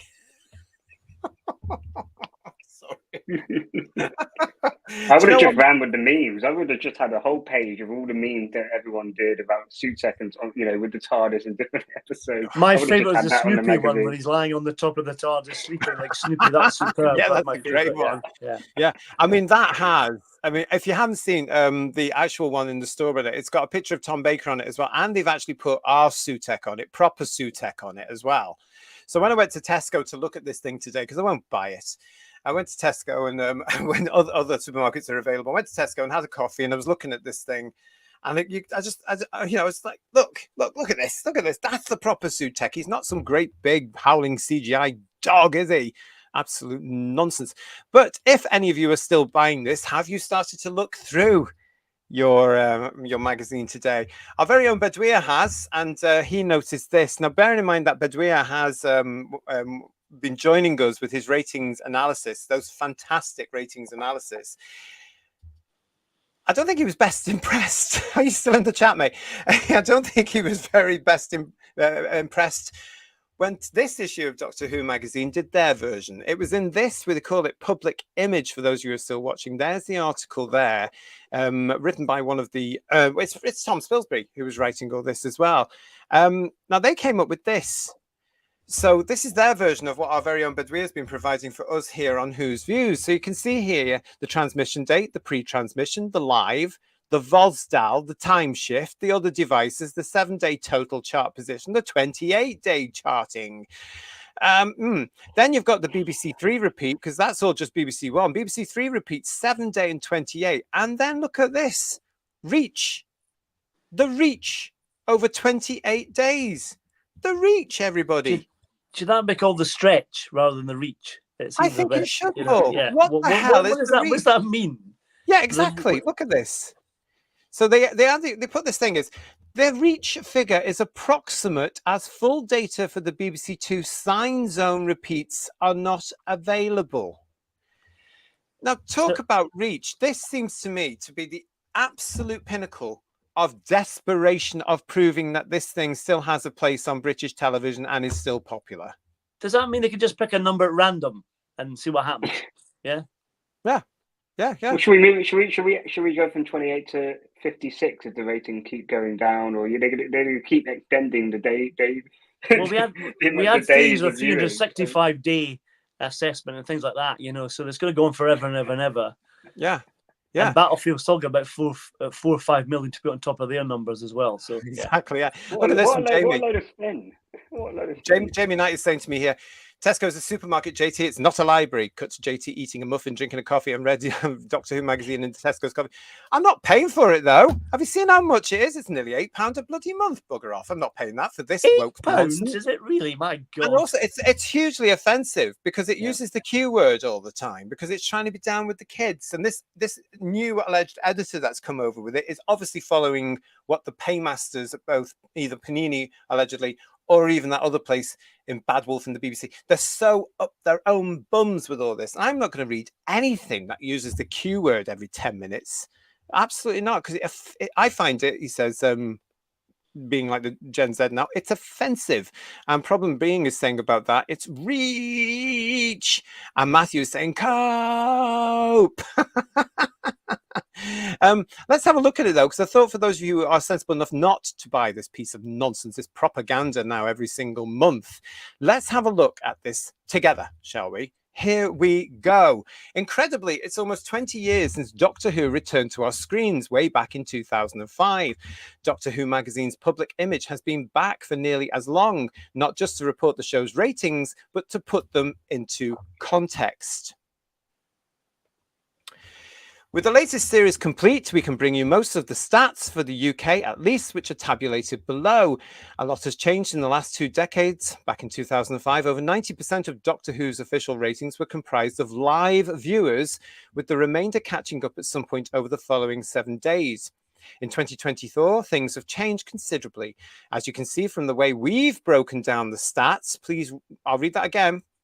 As you can see from the way we've broken down the stats, the live component is now relatively small, roughly 30%. Of the rest, some viewers are now watching before the broadcast, others later on the Saturday night, plenty more within the next 7 days, and still more weeks or even months later. See what I'm saying about this already? We're still waiting for the 28-day data for the latter episodes, but the average 7-day rating for the season is approximately 3.7 million. While the 28-day figures are typically coming in around 4.3 million. When we account for the repeats on BBC Two in the late night sign zone slot and BBC Three, this figure increases further, with the total reach for some episodes now exceeding 5 million. It's tricky to be more precise than that, probably because it's all made up. And these episodes are still available on iPlayer, and the total number of views is increasing all the time. All that said, arbitrary lines need to be drawn somewhere, and the ratings on this page are the official figures compiled by the British Audience Research Board, which is where we got our figures from for Bidweir's data analysis. It goes on to say, the Journal of Record, it would be amiss of Doctor Who magazine not to acknowledge that these figures are lower than those we've seen for Doctor Who in recent times. The last full series, Flux, in 2021, drew an average of 5.0 million in 7-day figures and 5.5 million in 28-day numbers. Last year's 60th anniversary specials and Christmas were, unsurprisingly, considerably higher. It must have pained them to write this, averaging 7.3 million within 7 days and 8.1 million within 28 days. Bollocks. However, Ratings for all TV programs tend to be much lower. Here we go. Listen to this. However, ratings for all TV programs tend to be much lower in May and June compared to the autumn and winter months, which is when Doctor Who has been broadcast since 2018 on a Sunday. And there has been a massive drop in viewing figures generally in recent years. Virtually everything from the weeknight soap operas to Call the Midwife to Britain's Got Talent to the Great British Bake Off is down at least 40% from the numbers they were typically achieving a decade ago. There are some very occasional exceptions, the incredible success of Mr. Bates versus The Post Office being one recent example. But a successful primetime drama in 2024 now attracts somewhere between 4 and 7 million viewers after 28 days, with virtually nothing reaching 8 million or more. Doctor Who is well within the bracket for what we should consider a success. If we examine chart positions, we can see the show is performing strongly by this metric. On the 7-day chart, Space Babies was inside the week's top 10 programs, and every other episode bar one made it into the weekly top 20. The average chart position of the 16th is the highest a season of Doctor Who has achieved since 2018, and neck with Christopher Eccleston's Soul series, which relaunched the show so successfully back in 2005. As we pointed out in Doctor Who Magazine 600, Doctor Who is a very strong performer in the 16 to 34 age group, a much sought after audience for the BBC, and this is the demographic which has largely deserted terrestrial channels. A BBC spokesperson recently told Radio Times that the show is the BBC's top drama for under 35s this year, making it one of the biggest programmes for the demographic across all streamers and broadcasters. This alone makes it extremely valuable to the corporation. Currently, we're unable to share any information on how the series is faring internationally, as Disney doesn't make viewing data publicly available. However, I wonder why. However, from a BBC perspective, Doctor Who remains a vital part of its lineup. Now, you think because this is the official Doctor Who magazine and they are in bed with the Doctor Who production team, churning out, as you can see there, the official propaganda, the official party line, you think that Bad Wolf would be able to say, here's the Disney figures as an exclusive to you in the official magazine. But what an old load of tat that was, everybody. What's your opinions, guys? Well, that bed everyone's in must be massive, isn't it? It must be huge. Lots of people in it, really, and lots of mice as well, I'd imagine too. And they made the argument. They made the argument about the TV landscape had changed. There's no doubt about that. But as Bedwars shows, a majority, or is it 2/3 of the viewers are watching it? Still people that watch it live, not necessarily on catch up. So live, viewership is still really, really important, and those numbers are critical. But it's just clear they're just trying to look to paint a picture, to say that it's not as bad as it actually is. But I just also think it just shows the standards of the show have dropped. To say, oh, we were all the episodes were in the top 20. There's nothing on TV anymore. Like the competition on television program, where's the context? Are you going to provide context on that? And say back in 2005, there was, there were loads of shows on and lots of competition for Doctor Who. Really, Doctor Who, if it was really good entertainment, would be in the top 1 to 2. So the standards have dropped, and also they're just cherry picking what data that they want to use. Of course, yeah. If it was, I was going to say, if people are excited about it, they'd watch it live. They wouldn't wait a month to watch it if they were keen to watch it, surely. So it's not on people's radar. They're not that interested. They might watch it, but they might watch the first 5 minutes and think this is rubbish. I'll turn off. You know what I mean? So this is the whole point of this, and this is read by those the minority of Doctor Who fans that still believe this nonsense because it's coming from the official publication. Our shows with Bedwars data from the BARB have been far more on the button, I think, and I'm biased, I know I am, but I think it's been far more truthful, far more honest, because he came through it with down the middle, right? Because he hadn't watched the series either way, so he didn't care either way. So Bedwars came along and said, this is the fact. So when I saw this from the Doctor Who magazine, I thought, this is utter nonsense. This is absolutely them towing the party line to keep their license, just like everybody else is doing. Oh, it's wonderful, it's marvelous, it's blinding. We're being told this, and this, and nobody dares say the truth anymore. Somebody pointed out in the chat earlier, and I missed who you were, saying that all the letters pages are always all about how brilliant the show is. Now that's who's buying this thing. And the rumor is that this thing is again in the toilet when it comes to their sales. How long has Doctor Who magazine got left? I hope not that long, because they're not being honest, in my opinion, with this nonsense. And only today, guys, I was on a particular Facebook page, and somebody had put in about a story that we're going to come to after this one, saying everybody's got to support Doctor Who. You've got to support it. You've got to show how brilliant you are, how you love it, and blah blah blah. You've got to do this and do this. And so I went back and said, why? Oh, because it'll come off the air. And I've said before on headlines, they are so frightened of the thing coming off the air.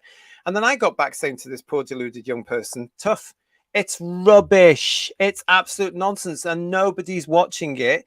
It's an embarrassment as a fan to support it. Take it off and rest it for a good few years and bring it back when all this nonsense, hopefully, touch wood, has gone. And then I got the abuse, didn't I? Get off this page. You're not a true fan. You shouldn't be saying this. I was telling them all to bugger off. Oh, bugger off, bugger off, bugger off. No, this is my speech. This is what this is about. And it's just ridiculous. Bedweir is still with us in the chat, and he's saying 30% is nonsense. But it's this reach as well, isn't it, Bedweir? Where's this reach thing come from? Because it is absolutely a reach. That it's desperate.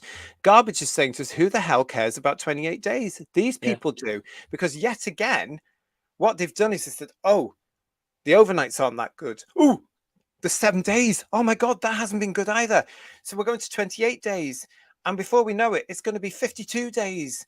And then it's going to be a whole year. Oh, I bet you at the end of this year, Shooty's first series this year got 9, 10, 15 million viewers. Oh, it's done so well. Really? That's what I say. We've also got here, Thomas is saying, is reach a measurement of how many times you can vomit on each episode? It possibly could be. It could be. And Lex is saying, totally agree with you, Bedweir. Paul Richards is saying to us here, guys, did they give poor Peter Capaldi 28 days for the ratings? No. They didn't, did they? And perhaps they should have done, because he was blamed. Sorry, JT, they even miss out on the fact that it was only in November 2023 that the first special got pretty much nearly 8 million viewers. And that's the same TV landscape. It's the same, not much has changed between then and now. So again, just compare it to what the viewing figures you were getting less than a year ago. It doesn't even compare. So yeah, crazy. Yeah. But we're saying to us here, only Boom had over 50% of viewers not made up of the overnight audience. I mean, to give them their due, guys, they do say in that article, don't they, that it would be wrong of them not to say that this isn't the roaring success they all assumed it was going to be. And we are going to continue talking about Doctor Who magazine in the next headline, by the way, everybody. But what they've done there is they didn't play on that, Paul. They didn't expand on that in a truthful way. They didn't actually say, look, the figures are down. It does seem to be they're trying to paint a picture that it is more of a success than it actually was. And it seems like the letters page in Doctor Who magazine is doing the same thing. It's trying to sell a good show kind of idea, And because I remember when I used to get the magazine, there was lots of opinions of whether you liked something or didn't like something, and they would print different opinions. When it's just all the same opinion, there's no demographic of choice or taste that fans like, is there? Well, do you know, I noticed that during the Moffat era. I noticed a change because we had Doctor Who magazine weekly, monthly, a magazine for decades. And then suddenly around the time, I would say year 3 of Moffat, I noticed a change in the letters page. And that's an editorial decision. I don't think it was anything to do with Stephen Moffat. But that's an editorial decision to say everything must be positive. I think. Alleged. I think that's what happened. Oh, we can't say fans are not happy. I mean, they did with the Dalek redesign from those awful big Dalek things from that episode, whatever that was. Paradigm Daleks, yeah. That was unavoidable. Power Ranger Daleks. The Power Ranger Daleks, the Teletubby Daleks. They did. I mean, the magazine was full of it. That's how it got to the attention of the producers in the show. But when you're putting things into a magazine which isn't honest on your fan base, they go around thinking, right, okay, everything's fine. The fans are all happy. We'll continue with this. Now, however, Doctor Who magazine has to compete with the likes of us. And I am going to say that it has to compete with the likes of this show and many, many others, some of whom are much, much, much, much, much larger than we are, huge. And I think those opinions are why suddenly everybody's an ot, an ist, or a foe, because it won't toe that party line. Do you know what I'm saying? And I think it's very, very, very concerning that the official Doctor Who magazine is not representing all of fandom, and it's no wonder the majority of us left it. It's not just because it's $7.99, $8.99 a month, which is hugely expensive, ridiculous for what you get in it, but because it doesn't represent us. It's not being honest. It's not giving us stuff that we can just discuss properly, like shows like we do now. Do you think that's Sorry, Paul. So I guess I'd be surprised, as you're saying, if it'll continue, because it survived greatly during the wilderness years. But it would make me laugh and be disappointed as well that if it ends during a time when the show's still on air, that's tragic. Yeah, and like the show, it probably wouldn't come back, Paul. Yeah. I mean, the only reason, Emilio and others that don't know, the only reason Doctor Who Monthly, as it was then, and then it morphed into Doctor Who Magazine, the only reason the magazine got through all those years off was because of fans. Yeah. Because of us, because we were buying it constantly, and because it moved into other areas, we started looking at the videos, and then the DVDs, the books, the audios that were coming, the fan production, the comic strips still went, interviews with people from the show. It was brilliant, actually. I look back occasionally at those issues, Who viewers, and they're still good. They're still entertaining. You know, there was still honest pieces writing what would happen if the show came back, what are our fears if the show comes back, is the show going to come back, oh look, there's a radio drama John Pertwee's in. Happy days. But now it's like the show itself, it's for a minority. You know, especially when they're going on about Q this and Q that and TQ cult messaging and stuff. I can't be done with it. Aronite 1 is joining us, guys. Doesn't this mean Jodie's seasons need to be remeasured by weeks by adding iPlayer views and repeats? It's not just the Whittaker Chibnall era. We've said on the show, haven't we, Paul? We would like to see what the John Pertwee and Tom Baker shows are getting now, and all the other ones, but mainly those two. How where is the Deadly Assassin now? Where is the Robots of Death? Where's the Five Doctors now in the ratings? You know, how's Colin Baker and Sylvester McCoy's renaissance? Exactly. Again, justice for Battlefield, as I said many times before. Exactly. Justice for Time Lash. Yeah. Well, maybe not. But it's all there, isn't it? You know, but we never got it. So it's not just the modern Who, the original and proper Doctor Who from 63 to 89. I reckon that would still outperform what we've had this year. I know which one I'd rather watch. Me too, and have been. We've got here from Mark Stuff's personal page, why the obsession with appealing to the under the fives? They're skint. It's not just that. It's because my personal theory, Mark, is simply because the Labour government have come out saying in the last week, in their first week in office, that the BBC licence fee is going to remain while they are in power, which is another 5 years at least. It will take at least 10 years to work the licence fee out. So we're looking at the licence fee being around for another 15 to 20 years at least. Yeah. My generation will eventually not pay for it. Many of us have already stopped paying for the BBC. This is why they have said that if you are, and also part of government assistance as well, if you're the OAP thing, the old age pensioners thing, no longer exists because they're the only people watching the television, which in my eyes is ridiculous. The whole thing is just ridiculous, actually. But this is what they're saying. They want people of Emilio's generation to pay for the next generation of TV license, and the kids aren't. They are not paying a TV license, either because they're ignorant and don't realize that they have to, or B, because they think, I'm not watching the BBC. Why should I? Amelia is saying, what's the TV license? I pay my TV license. You fool. You fool. I mean, but if you are watching it, you have to. That's the thing is, there's like a few. That's the thing. If you watch a few things on the BBC, it's like, then you have to pay the TV license fee. It's not that it's worth every penny.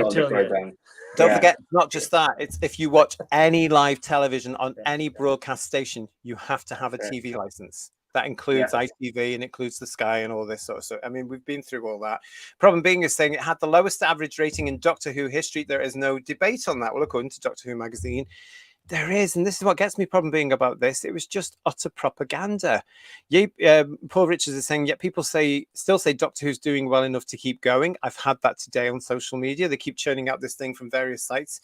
So I've been sending them in response elements of this show from Bedweer to say, look at that stat. That's from the BARB. That's official. And of course, then they get the whole, oh, no, you're in the wrong. You're an adult.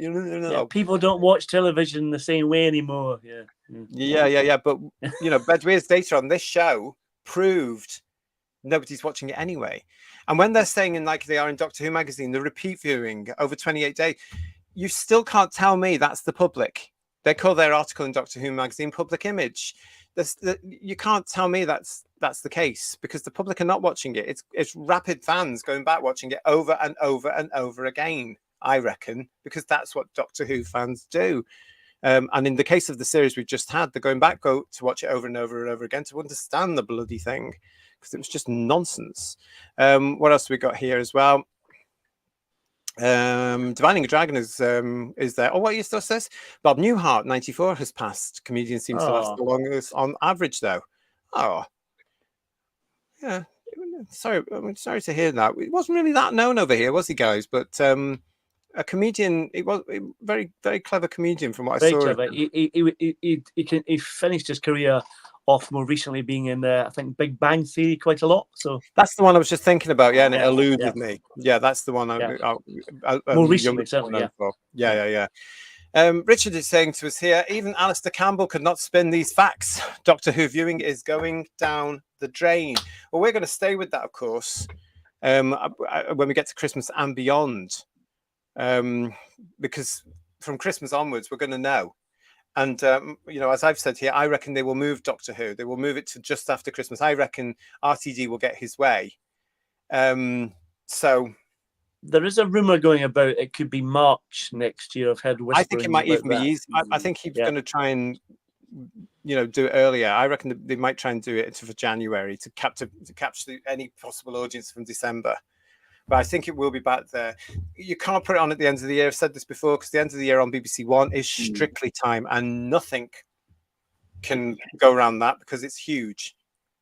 They would lose it completely. Well, there is a bit of an alleged scandal for Strictly at the moment, so who knows where that's going to go. So they will still carry on. They will still carry on all this stuff around them. Again, it's because people are offended and whatever. I don't know the full stories, but they are worried again about possible cancellation and offence and all this sort of stuff. It's all over. I don't know the full stuff, but in the media, it's all overblown, I think. I mean, if there are HR issues, then deal with it properly with HR. Yeah. What will RTD's argument be when the next season comes around? They put it, I don't know, February, March, and the viewing figures are either sticking it the same or they're just continuing to go down. What's going to be their excuse then? You put it on an earlier time of the year, you know that excuse is blown over. So they're just going to run. They'll just end up running out of excuses eventually. Yeah, absolutely. There'll be a return of power cuts now we have a Labour government, so that's what's going to cause that. I reckon it's going to have a couple more years to go. As we know, season 2 is in the can. We're going to be talking about this very, very shortly. Season 2 is in the can. It's all ready to go, nearly. And I think there'll be at least one after that. Whatever special but there's a episode. What's that? Sorry. Oh, sorry. I was just saying there'll probably be more like specials. It'll probably be more like a specials. They'll probably try and kind of finish off Doctor Who over a few episodes. So because don't forget, Bad Wolf. Even if, let's say, Disney we'll get into it. If Disney were to pull the plug, Bad Wolf can still produce Doctor Who themselves. Well, we're going to come to that subject in a minute. So let's just go to the chat, because we're getting there.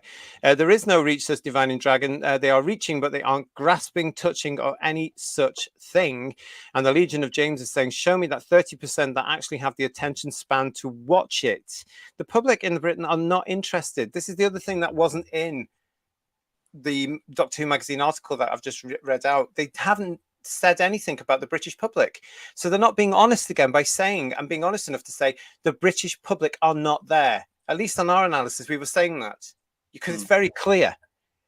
That should be in the magazine, I think, in Mr. Spilsbury's research or article or whatever you want to call it. He should be mentioning, has this series of Doctor Who engaged the public? The answer is no. And that's probably why they're not going to put that in there, isn't it? Very odd. Problem being is saying to us here as well, the only realistic measure of how well a show is doing is the overnights. The iPlayer figures can be a bunch of people rewatching rather than new watchers. Absolutely. Yeah. And Wordsworth is saying to us here, I have told friends on Facebook how bad it is, and that as a show it is dead. They need to rest it for a good few years. Totally. Hartnell's Ghost, hello, nice to see you. I cancelled my 15-year Doctor Who magazine subscription after every reader's comments on Whittaker was positive. My polite critical email was not published. That's what I mean. They are actually showing a censorship in a sense. If you're not going to toe the party line, like with most things around Doctor Who and other things right now, you are ousted. You are not wanted. You are told, leave this fan page, leave this fan group. Do not do this, do not do that. You know, you are pushed out. And this has happened since that particular announcement during Wimbledon in 2017. Julianne is saying to us here, never seen cope like this before. The stink of desperation is overpowering, isn't it just? It smells very bad. Very, very bad. Emilio, you wanted to talk about the audience appreciation figures, didn't you? Because they've never turned up. Yeah, they've not turned up, and nobody's mentioning that. So it's not just about how many people watch it. What about the quality? And that's, you know, it has historically been the indicator in terms of the quality of how the audience viewed it, and we've not heard anything about it. It's a real mystery. I just wonder, if we're ever going to get it, probably it'll be next year or something. We'll end up getting it at this rate. It's crazy. I think the thing is, go on, Paul. I was going to say the thing is that they can't really cook the appreciation figures, can they? Because they're fairly, you can't rewatch it and have a different opinion. They want immediate reactions to it, don't they? So that's how that works, isn't it? Yeah, definitely. So they can't do creative accountancy, can they, on that one? So no, because I mean, they must have had those figures now. They must have had those figures, and just decided not to talk about them or publish them. And again, that's a miss of Doctor Who magazine. And I said it before, there's just certain things missing. That it's supposed to be the official publication. So why can't they have access to the Disney figures? But Bad Wolf could turn around to their distributors. BBC Studios could turn around to their distributors and say, can we have those figures? They possibly have them. So why haven't they passed them on to Doctor Who magazine to publish to the fans that are interested? Could it be because they're absolutely awful? Could it be? Speculation only on that particular one. Silver Wolf is saying to us, the British public makes Doctor Who. They have killed the fan base. Yeah. It's true. It's absolutely true. 21st Century Boy is saying to us here, bring back TV programs like Open Air, Bite Back or Right to Reply, audience interaction about the media. Points of view too, says Talons of Wayne Chang, the famous one out of all of them. I don't think the BBC would dare. No, the before in the 80s, Open Air, I remember it vividly, and it's on one of the box sets of the Blu-ray collection. I think it's on Time of the Rani or something like that, and it's got a Doctor Who being slagged off by the general public and the BBC themselves, and they're putting the boot in massively about Sylvester and Bonnie, etc., etc. And J&T gets a roasting from the audience as well, and it's terrible. It's horrible to watch. But that's kind of a reality check for the production team that they should get now, don't you think? Oh, they need it more now than ever on all BBC shows, and actually those sort of shows are vital. I know that I've always thought basically the BBC never liked that. That's why Points of View got 5 minutes a week, if that. Yeah. And I remember the big furore when people got excited when it moved to 10-minute slots, and then it went back to 5 minutes at some point in its history, But the BBC is paid for by the British taxpayer, so it should be accountable to the British taxpayer, and they should be allowed to have a say whether the BBC want to listen to it or not. And in my experience, they never did. They never did really listen to it. But when you've got something like the Open Air thing that we all know about, because Chibnall was on it famously back in 86, 87, I think it was. That is unsettling to be there in that situation, but they listened because they had to. And sometimes these creatives really need to, I think. Problem being, is saying to us, they don't want to hear criticism because it would shape their conceited idea of their own superiority. Totally agree.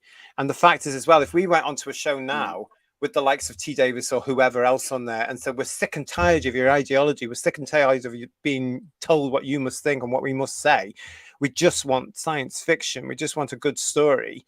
Can you imagine? They'd freak out, wouldn't they? Well, you wouldn't get to that stage. They veto the questions first before you got a chance to come and ask them, Yeah, he already has had feedback, hasn't he, on his Instagram account? I've only told people, to F True. off basically. Yeah. So I think even if he went live, he wouldn't be intimidated. He would just think, oh, look at these idiots I'm dealing with. There'd be some I'm sure sort of that's what they smirky do. attitude. Yeah. I'm sure that's what they do, Amelia. I'm sure they sit in Bad Wolf Towers sneering at everybody. And I'm sure they do certain things like the Rogue episode because they know it's going to upset people, especially the fans. But without the fans, look what happens to your show. Yeah. Brilliant. Thank you for that. On there, we're going to stay with that because Doctor Who magazine also features in the big news of today. This has been around everywhere. You would all have seen this. So this news broke overnight here in the UK, of course, and I am talking about the article that everybody's been talking about today from Deadline. Doctor Who's regeneration, has the Disney gamble paid off? Huge big story here from Deadline. There's a lot to read out on this for those that may not have seen this. So again, you're going to have to go with me on this, and then we'll have a good discussion on this. Have you two seen this one today? I've not seen it, but to save time, we should just say no, I think, probably. Have you seen it, Emilio? I've seen some quotes on the beloved Twitter. Yes, I've seen a few quotes. I've not read the whole thing. Well, let's have a look at it together, shall we, everybody? And then we'll have a big chat about this because I'm very interested in everybody's opinion. As I say here, this is Doctor Who's regeneration from Deadline. Has the Disney gamble paid off? It goes on to say those lucky enough to attend May's Disney upfronts at the North Javits Centre were treated to clips, teasers, and appearances from some of the world's biggest stars.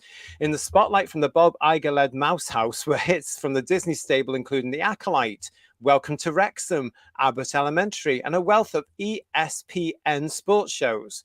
The combined budget must have been astronomical.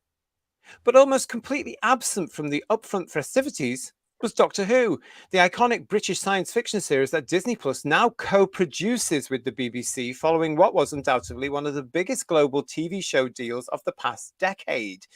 Doctor Who was handed a minor bit of real estate at the North Javits, but its lack of front and centre placement may spin a yarn about the series' position in the Disney priority log nearly 3 years on from the deal being struck.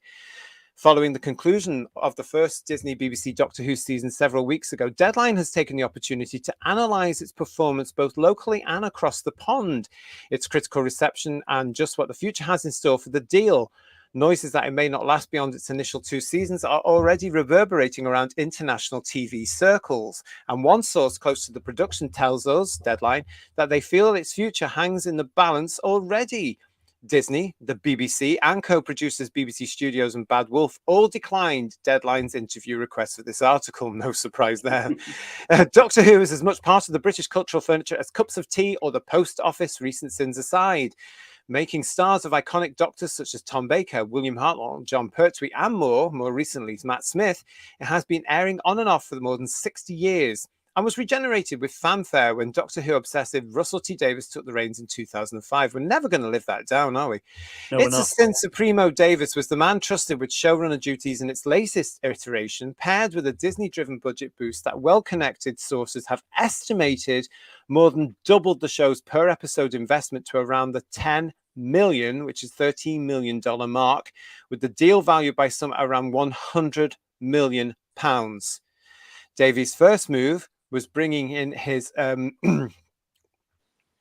excuse me. Oh, I've missed a bit here. We'll move on. Davis' influence can be seen almost from the get-go, and his ambitions were lofty, with immediate talk of spin-offs and the creation of a Whoniverse. His choice of Doctor, sex education star Ncuti Gatwa was the first black and first openly gay actor to enter the TARDIS.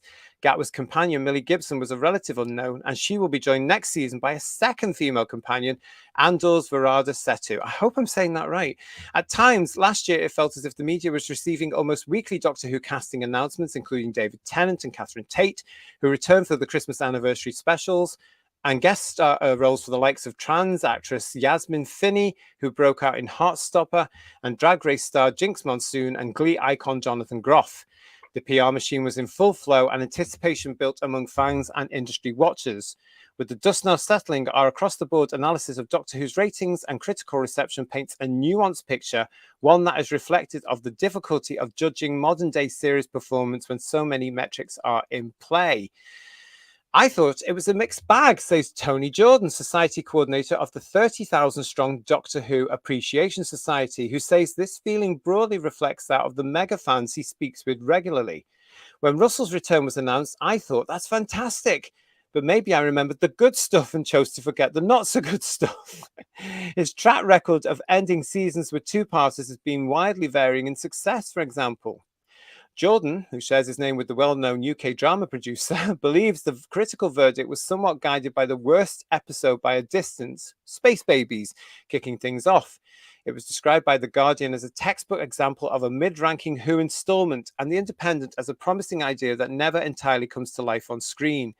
Jordan also questions the ordering of the episodes and whether the audience was given enough exposure to Gatwa on his first outing, which, he suggests, may have been due to the in-demand star's other filming commitments. Jason Quinn, who's the editor of Doctor Who magazine, cuts a more positive figure when pondering the latest iteration of the show. What's great about Doctor Who is that it can kind of do anything, and that's what this season did more than others, he says. Each episode was so different in tone. I struggle to think of any other family show that attracts so much discussion. Elsewhere, an influx of diverse characters led the tabloid press in particular to brand the show with terms such as woke obsession and peak woke, which sources say could have had an impact on viewing and critical response. But Quinn says Davis's brilliance lies in his ability to integrate these themes in an incidental manner. If people have a problem with gay people or trans people, then yes, they're not going to like the show. But in the scripts, it didn't feel like a big deal, he says. This guy's obviously off his rocker, allegedly. Editorially, Disney may have also had a role to play here. The might of the Disney budget boost could be seen in multiple scenes. Really? But we are also told the streamer was keen to be across plot lines from the off. A rumor has spread that a scene in which a giant snowman falls down and lands on Gatwa's doctor at the start of a Christmas special, The Church on Ruby Road, was demanded by Disney after filming had wrapped to add exposition for American fans only just coming to the show. When it comes to the ratings, a complex picture has developed. In the UK, the first episode from May launched with a disappointing 2.6 million overnight viewers, miles behind the opener of previous Dr. Jodie Whittaker, and also shipping to 2 million from the Tennant starring specials. Jordan, who keeps an eye on ratings, says he was genuinely amazed when he clocked how big the drop was. When consolidated 7-day viewing figures were taken into account, the entire series averaged an audience down almost 1.5 million per episode compared to Whittaker's last in 2021, according to data supplied by BARB and Overnights TV, while it failed to light up Barb's daily 7-day streaming rankings, which were at the time dominated by the likes of Baby Reindeer and Clarkson's Farms and evergreens such as EastEnders. The article continues, armed with realms of its own internal data, the BBC has repeatedly stressed that overnights and even 7-day figures failed to paint a conclusive portrait. Doctor Who is the BBC's top drama for under 35s this year. I'm sick and tired of hearing this. The corporation says, while Space Babies at the time of writing has amassed 6 million viewers. The BBC's Whoniverse iPlayer brand has been streamed in its entirety nearly 65 million times this year, a spokeswoman says. The spokeswoman adds that overnights no longer provide an accurate picture of all those who watch drama in an on-demand world, and this season of Doctor Who premiered on iPlayer nearly 24 hours before broadcasts, which impacted the overnight figures. One industry source was not convinced, mind. The ratings are a problem, they tell us. They can talk all they like about young viewers, but they're still down from the specials and down from the Jodie series. I imagine serious conversations are happening. Disney will want to see results. Speaking of the Mouse House, ratings analyst Parrot Analytics tells us that Doctor Who was the most in-demand UK-originating show with US audiences during its early release, although it didn't have enormous competition in this realm. Bridgerton counts as US originated, while Baby Reindeer has been out for a month by the time Doctor Who launched. It reached a high of 7th on Disney Plus's list of most in-demand series, Parrot adds, trailing the likes of The Simpsons and the Star Wars offshoots. Considering its marketing might and budget, a senior US ratings source positions these figures as underwhelming, although they acknowledge Doctor Who has long struggled attracting mainstream audiences in the US. Okay, but not stellar was the simple verdict from a Disney insider about the internal view on its performance. All eyes now on the up-and-coming season, which is in the can and due to launch next year, along with a long-rumoured set of spin-offs that comprise the new Whoniverse, including the war between the land and the sea. Fans were delighted when this spin-off was alluded to in the 73 Yards episode of the latest season, and Deadline is told that shooting will commence in September. One of our sources close to the production believes Disney will need to make a decision on its future relationship with the show soon after the war between the land and the sea wraps, and this could have a bearing on how long the indie man Gatwa, who will lead a West End production of The Importance of Being Earnest at the end of this year, remains the Doctor. Although the next season is wrapped, this source predicts the final episode has been left open-ended, with the possibility remaining that Gatwa could regenerate into his successor if he chooses to exit. Gatwa's agents hadn't responded to Deadline's request for comment by press time. Sources are split onto the extent of which Disney pulling out will harm the show's future. While it would no doubt be embarrassing, Doctor Who's mega budget increase is perhaps less noticeable on screen than first thought. One source says positioning that Disney tentpoles like The Mandalorian look far more expensive on screen, but another says it will be a disaster. Given that Disney has spent all of this money, the question becomes, what will the BBC do if they pull out? For Doctor Who magazine's Quinn, the latest season could have done with a sprinkling more of Barbie-star Gatwa, especially if he chooses to call it quits. I don't feel ready to say goodbye to his Doctor yet, he adds. He's one of the few actors you can't take your eyes off. I've heard that before somewhere. There are naysayers, but Quinn remains hopeful Disney will remain steadfast in the TARDIS for years to come. When Doctor Who came back in 2005, having been off air since the late 80s, it wasn't a massive overnight success, and there wasn't Doctor Who mania immediately, he adds. I think it will grow. I would imagine Disney will want to remain involved. I seem to remember it was an overnight success immediately in 2005. It was indeed. What's he talking about? He says there, it wasn't a massive overnight success, and there wasn't Doctor Who mania immediately. Yes, there was. It's not a niche. It's not Just a look niche behind show, you. though, is it? Just look behind you. Yeah. Sorry, Emilio. What are you saying now? Like I say, it's not like this is the launch of a new show that hasn't ever been on its first season, and you expect it to grow. Doctor Who have been on for the last nearly 20 years now. So if it's not getting the audience now, it's not going to suddenly catch a whole new audience because a new season coming out. It's got so much. It's got 20 years of baggage along with it. So, yes, it's ludicrous to think that it could have suddenly grown. But I would give it, that article was very, I would say, at least balanced and given different sources and different perspectives. So it's what Doctor Who magazine should have done, and what it's done here is set the cat among the pigeons because it is honest and it is balanced, which is unusual. Problem being is saying to us here, no, we were not delighted at all. But going to that end thing, Mr. Quinn of DWM.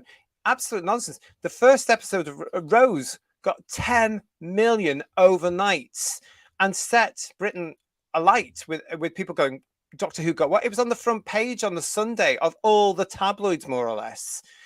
Along with the news that Christopher Eccleston had quit the show. That was a particular time.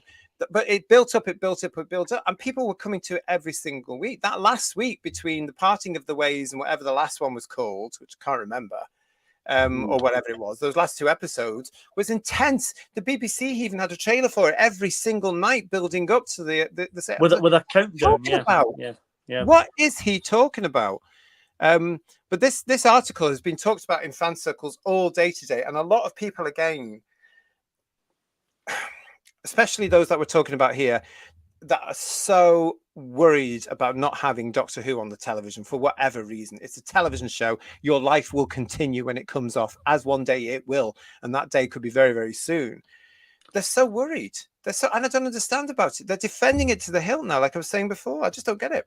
Now, I agree with what you said in the past about, I'd rather have it cancelled than have bad Doctor Who. Oh, totally. I don't think there's such a thing of having bad Doctor Who to keep it going, because that's nonsense. But this article is quite balanced, but it's purely speculative, isn't it? There's no facts involved in this at all, is there? Apart from the ratings. We've not got anything. There's been nothing concrete from Disney saying it's not going to continue or whatever. So we don't know yet. But I reckon probably come the end of this month at San Diego Comic-Con, we're going to get something from that, because there's no way they're going to miss out an opportunity to say, here we go, series 3 and 4 or whatever, or or here's the special spin-off thing coming and whatever. You know what I mean? I think they're going to use the opportunity to publicize it. So if it is still going, this is the time it's going to get mentioned, I think. Yeah, I agree with that as well. And I think, again, it's all spin. It's all propaganda. As Julianne is saying here as well, family show. I mean, that was not a family show. We know from a lot of Who viewers here, and we've said this before as well, a lot of the parents tuning into us were actually watching the show before they decided to allow their children to watch it now. So that's not a family show. But again, you've got one element here, which is Tony, who's been on this show as well, hasn't he? He's joined us before on Headlines. You've got Tony from the Tussauds being totally reasonable and a mature fan to be able to say, this is disappointing stuff and we are disappointed in this. These are the bad ratings. And he's basically saying what we say on this show, but possibly a bit more politely. And then you've got Mr. Quinn coming from Doctor Who magazine, which is there, right there. Yeah, when it comes to the production office, they must do what they're told, because do you know what? I reckon, and all alleged and all theoretical, but I reckon if Doctor Who magazine, if Panini employees said, "Oh, this is rubbish," they'd lose the license within months, and the BBC would publish it themselves through whichever partner they've got. Do you know what I'm saying? It is nonsense here. We've got Paul Richards saying to us here, Rogue was worse as it turned the Doctor into a horny teenager with no regard for safety of his companion. And Cute Pyro Zero is saying people do not have an issue with people who are gay or trans. That is a straight up lie. Yeah, and again, Mr. Quinn has gone down that route, isn't he? To be able to say, oh, if you don't like this, you're an hysterophobe or not. That is so tired now. You cannot call people that sort of nonsense anymore. And you certainly can't call your fellow fans this simply because, I mean, they would hate this channel, for example, but you can't say anything about it because, you know, because we don't agree with you. We are passionate about the show. We love the show. Yeah. And that's why we can see how bad it is now, because you're destroying it in front of our very eyes. Why? You know? Anyone? Well, I'm just thinking about what the new Doctor will be called. If you've got the Dandy and the Clown, it's now the Randy. Now the Randy Doctor. That's what's going to be. Yeah. So. I don't believe this whole thing either, Emilio, about them filming an open-ended thing in case Gatwa wants to leave. There isn't going to be another Doctor. This is it. This is the end of the series, because the British public are not watching it. Why would you do that? This is, you know, any business person, anybody who's sane would look at this and think this is on its final legs, like it was in 88, 87, 88, 89. 3 years there to see it out. Didn't work. It's the same thing. History's repeating itself. So give it 3 years. I agree. I think it is on its last leg. I think it's just, I would love it if come the second season, it just, you know, it cuts to black and we you know, that's it. You know, 20 years time, we see a new Doctor. Brilliant. That's it. But I do think the ego and pride of the people that run it will keep flogging it until they fully destroyed it, or until it's literally on its knees. But they don't, you know, if they really cared, if they really understood the landscape that Doctor Who is in now and where it's at, just kick. If I'm RTD, you kill it. You just go, it's had its day, it needs a rest. But they're not going to do that, obviously. There's too much money involved in it. I think they're making money off flogging this show now, because this show died with Chibnall and Whittaker. Let's face it, the public left, the British public left, the majority of fandom left. Even more of fandom has gone now, and the British public haven't come to it at all. So I reckon it's because there's money in this for them, and that's why they're flogging a dead horse. It's like Star Wars. Where are they making the money from, though? Where's they making it from? If no one's buying subscriptions on Disney Plus, and we're not buying merchandise, where's the money coming from? Where are they making money from? Well, I think that's what's going to hit them, because where is the new series merchandise? It's not around yet. You know, the action, and nobody wants it. Nobody wants it. Yeah, and I can, you know, you can almost think to yourself, right? Okay, sales of the annual aren't going to be that good. The sales of the new novels featuring that version of the Doctor aren't going to be that good. The character options figures may shift some, but who wants 3 versions of the sonic screwdrivers? Not many people. The alleged sonic screwdriver. Who's going to want 25 different versions of Shooty? Not many people, especially when you're going to be charging allegedly $19.99 for each figure. You know, I don't know where that money. I think they've had an initial, all alleged, from a business point of view, you have to get paid for doing the job. So out of the big budget comes people's salaries. Yeah. So you're going to be looking at the cast. You're going to be looking at the crew. You're going to be looking at the executive producers. You're going to be looking at the writers. There's the money there. That's where it's gone. Okay, yes, you've also got some of the production budget as well. But the big thing about this is, I'm going to say this again, Doctor Who doesn't need Disney. Yeah. It doesn't need, the BBC studios were doing well, the BBC was doing quite a good job, I thought. What is this insane thing about Doctor Who? Is not Star Wars, it's not Star Trek, it's Doctor Who. It's a British family drama. Why does it need to have, guys, millions and millions of pounds invested in it?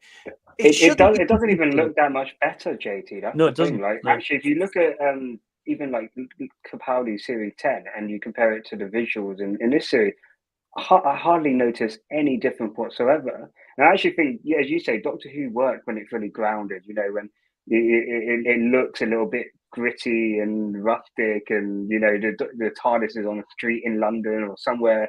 You know, it looks really good. And if you're going to put the budget, you would have thought, you know, really go for alien planets and really, you know, something that we haven't been able to see, you know, big budget for in the past, and we didn't get any of that. So yeah, I wonder where the money has gone. I think it's probably gone.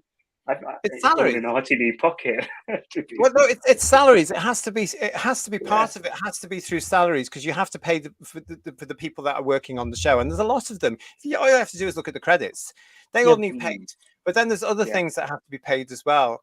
Plus, you've got the production of the show. But I think people have done very well out of this. Allegedly, speculation, my opinion. I think people have done very well out of this version because there's more money being poured in.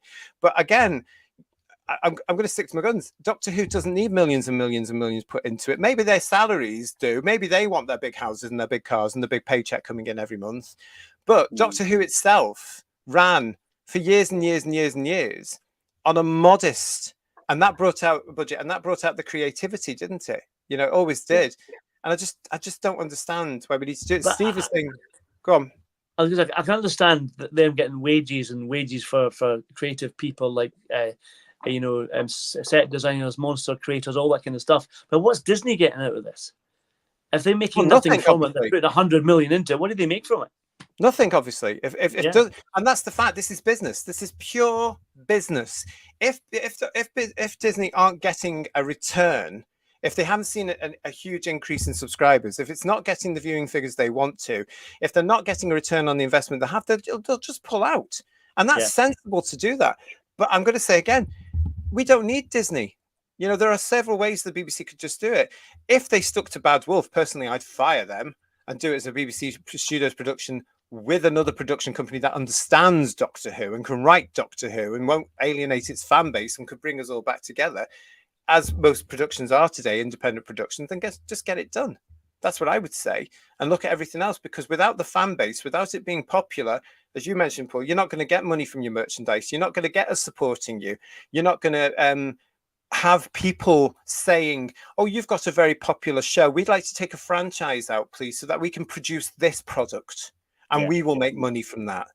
I mean, that's not going to happen. Steve is saying to us here, hi, Steve, nice to see you. I remember the first 2005 episode being talked about in the shops the next day, something that never happened with any show for a long time. Such a buzz about it. Absolutely. And there was certainly nothing like that after this. There was nothing going on. And Sadeko is with us. Hello, mate. There was a time when Doctor Who being on TV was something that gave me needed happiness and hope in my life. And I don't feel that way anymore. That's such a shame, but I think we're all in the same boat with you. Problem being is saying to us, keeping it going is only harming Doctor Who irreparably. It needs to stop. Well, I'm with that one, because this is embarrassing, this stuff we're getting now. You know, Disney massively underestimated where Doctor Who was at. They were looking at Doctor Who in name. It used to be big. They clearly hadn't paid attention to what had gone on in the Chibnall era, and they basically thought, oh, you know, British IP, RTD in name, great. You know, we'll pump a load of money in this. We'll you know, it's going to be a success. And I think they probably didn't do their research in where it was. Doctor Who is not where it was in 2017. It just wasn't. So yeah, I think to be honest, you can't really feel sorry for Disney. It's their fault. Their fault. We've had people. I don't feel sorry for them, that's for sure. We've had people on whose views in the chat coming on, Emilio, in headlines to say Disney have just tried to accumulate everything that they think is profitable. Star Wars, You know, various other franchise that they've got there. Now adding Doctor Who, so they think, oh, this thing is popular, it's got a huge fan base, but then they go and help to actually destroy it and alienate the fan base, and it's just ridiculous. So they're not going to get any profit from that, you know, or any sort of respect. So there are a lot of bad decisions here being made, and I think certain creatives are able to sell things in a certain way. Oh, look at this, look at this, look at this. It's very, very odd. Lisa's just saying to us here, Doctor Who and New Who are not the same. One is perfect, the other is a good to total crap. I've often said, haven't I, Lisa, there are several versions of this now. There's proper Doctor Who, which is 63 to 89. Then there's the reboot Who, which is 2005 to 2016, 2017 at a push. And then you've got woke, if you like, Doctor Who. You've got the not Doctors version from Chibnall onwards today, which nobody's watching. The last few years, and these two Doctors will be forgotten by the public. They will not remember Jodie Whittaker, and they will not remember Ncuti Gatwa at all. Mark is saying to us here, when you're losing the Dwaz, you're in trouble. Yeah. Big time. And Stephen Rogerson is saying RTD won't admit defeat. None of them will. That's why there will be a third version of the show, a third year of the show, a third series of the show, in whatever format it will be. It'll be there. They may even possibly try to do something which will be split into two to make it look like 4 years for Ncuti. This is the thing. But the article itself is very interesting, I thought. And it's no wonder that today everybody's talking about it. I mean, I think it's an interesting article, but again, it's all purely speculative, really. That's all it is. Yeah. It's all like I've heard this source from here, and this sort of without actually giving us any detail. But it'll be it's interesting if those discussions are ongoing to see which way it goes. Although, as you say, I suspect there will be a third season, and then you'll get the Twitter mob going.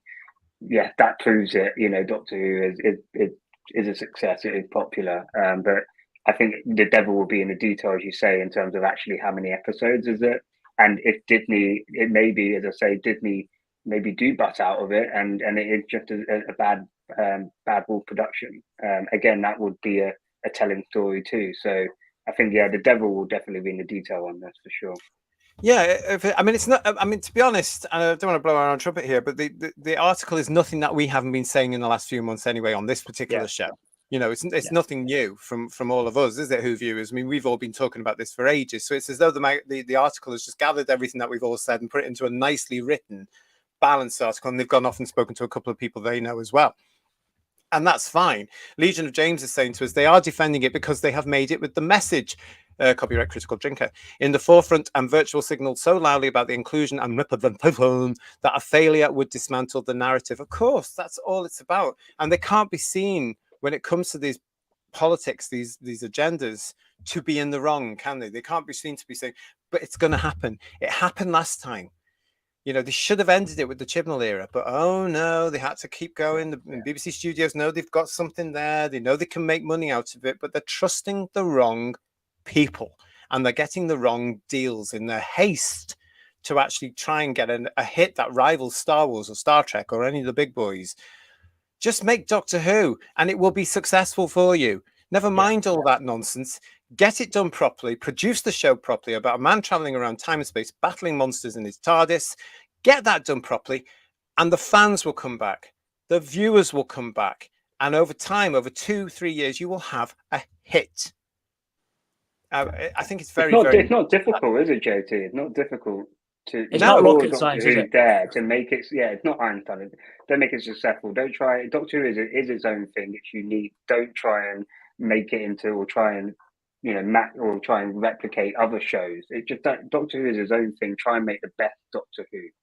Simple. And don't be embarrassed by the quality that it has, because it's got great history, great gravitas. Keep it as it is. Make it Doctor Who.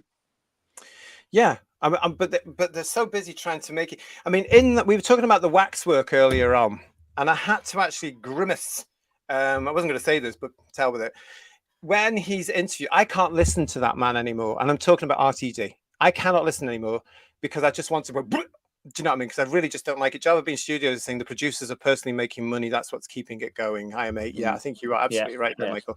Anyway, so I'm watching this thing, And he starts going on with the usual, oh, yeah, la, la, completely in his own little world as ever, totally ignoring the fact that the show he's just created is a flop and one of the worst aspects of his career.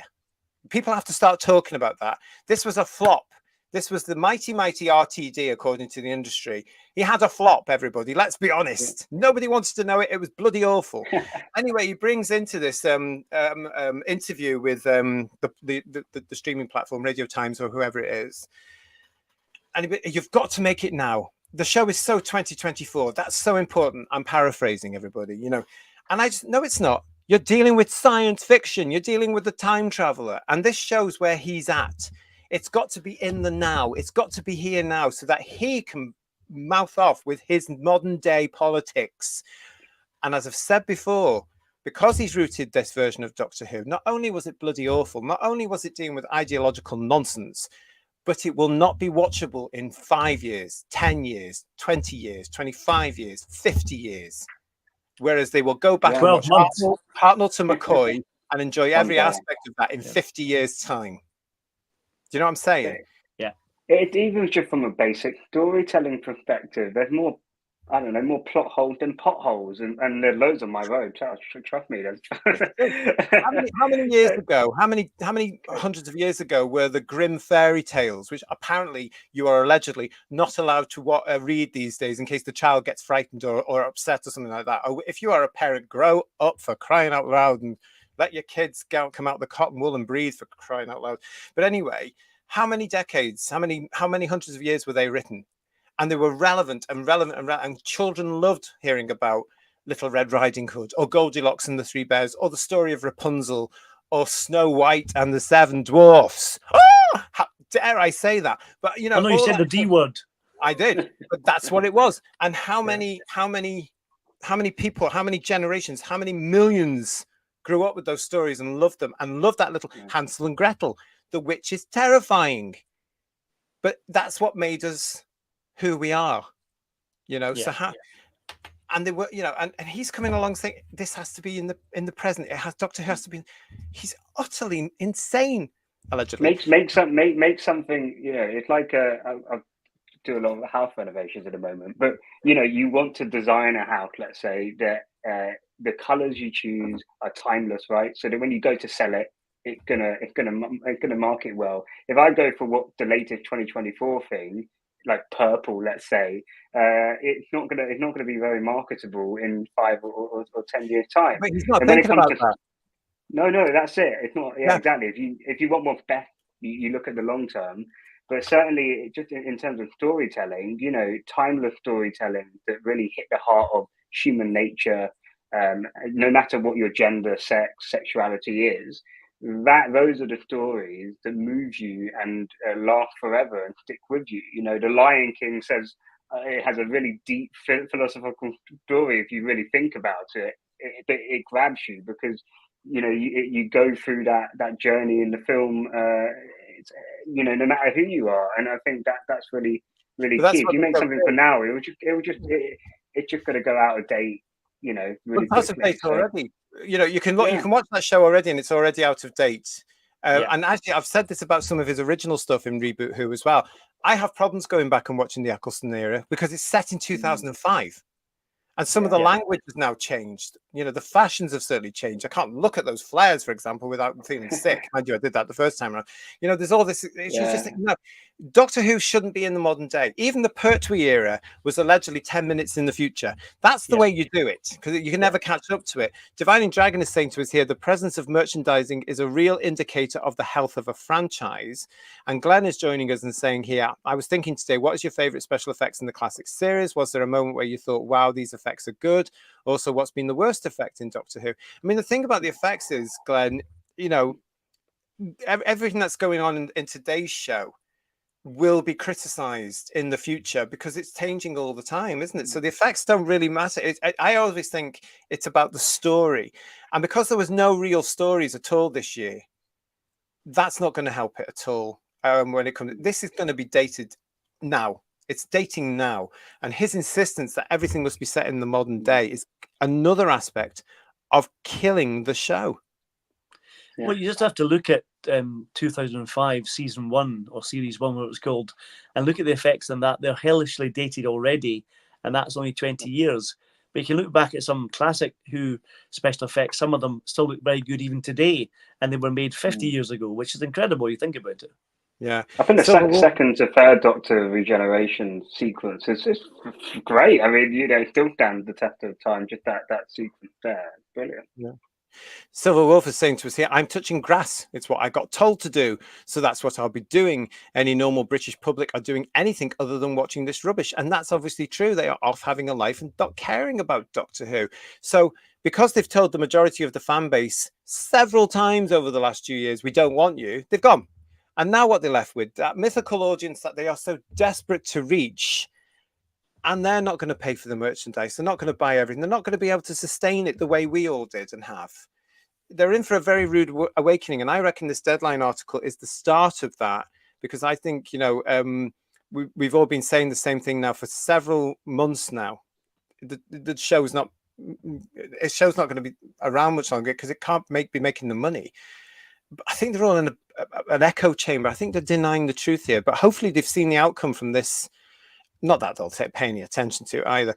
The timescales are saying that's a lot of money invested in the show. Absolutely. And Domgo is saying to us here, to be brutally honest, this era has actually weaned me off Doctor Who. I've really lost interest in the whole thing now. Just stay with the original stuff.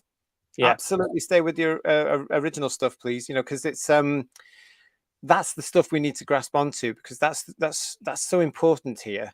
The new stuff that he's churning out now, not a patch, is it? Let's face it, on the original stuff. It's a shame, really. Julianne is saying to us here, I haven't noticed any increase in production values. If they spent it all on series 2, I'll never know because I won't be watching it. Well, apparently, Julianne, what happened is the investment came through. And what they did, instead of saying, right, we're going to have 13 episodes for the first series, and thank God they didn't, because I would have been really in therapy by now. 8 was enough. But they've gone 8 episodes there, 8 episodes for series 2, and 6 or 8 episodes, wherever it's going to be, for the spin-off. And that's the investment. That's it. So there's your 3 series. Hence why everybody's now talking about, will Disney invest in another series?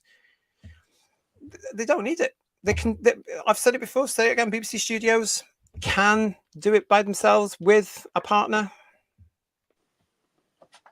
Isn't Bad Wolf funded by Sony?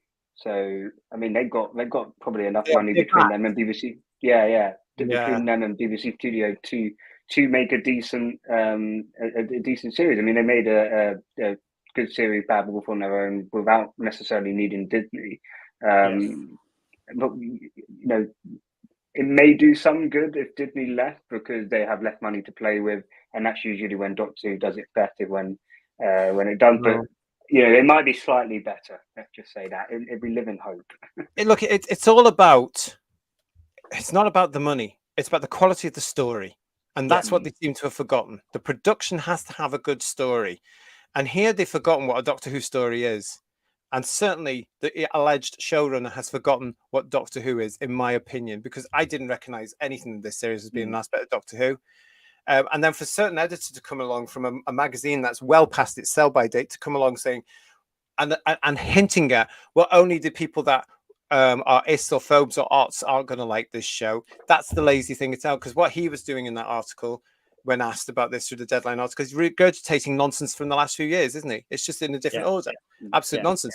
Paul Rose is saying to us, the whole industry is out of control. The budget for Star Wars The Acolyte was $180 million.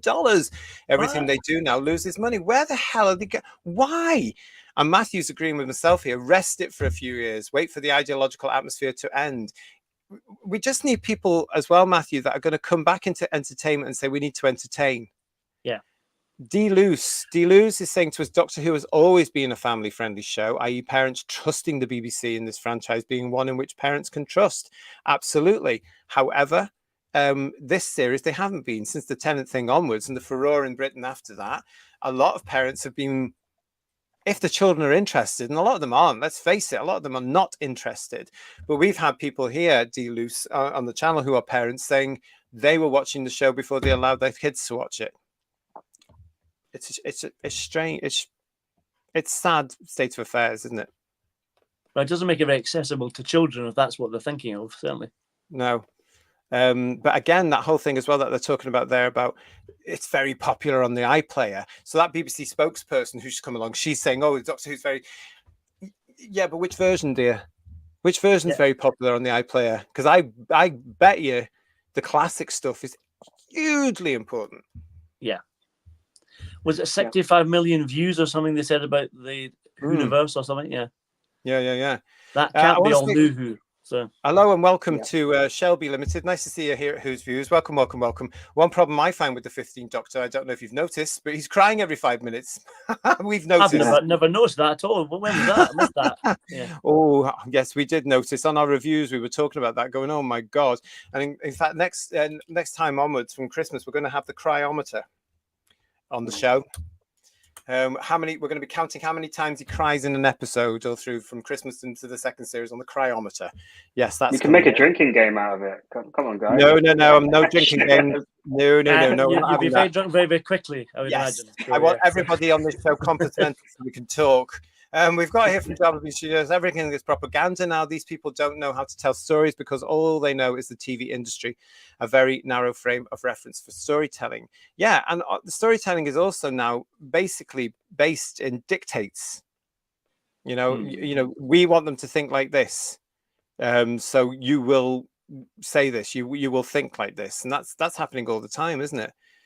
Domgo is saying to us here, we need new exciting writers, not bloated old hacks. I don't mind what the age is as long as they understand what Doctor Who is. Yeah.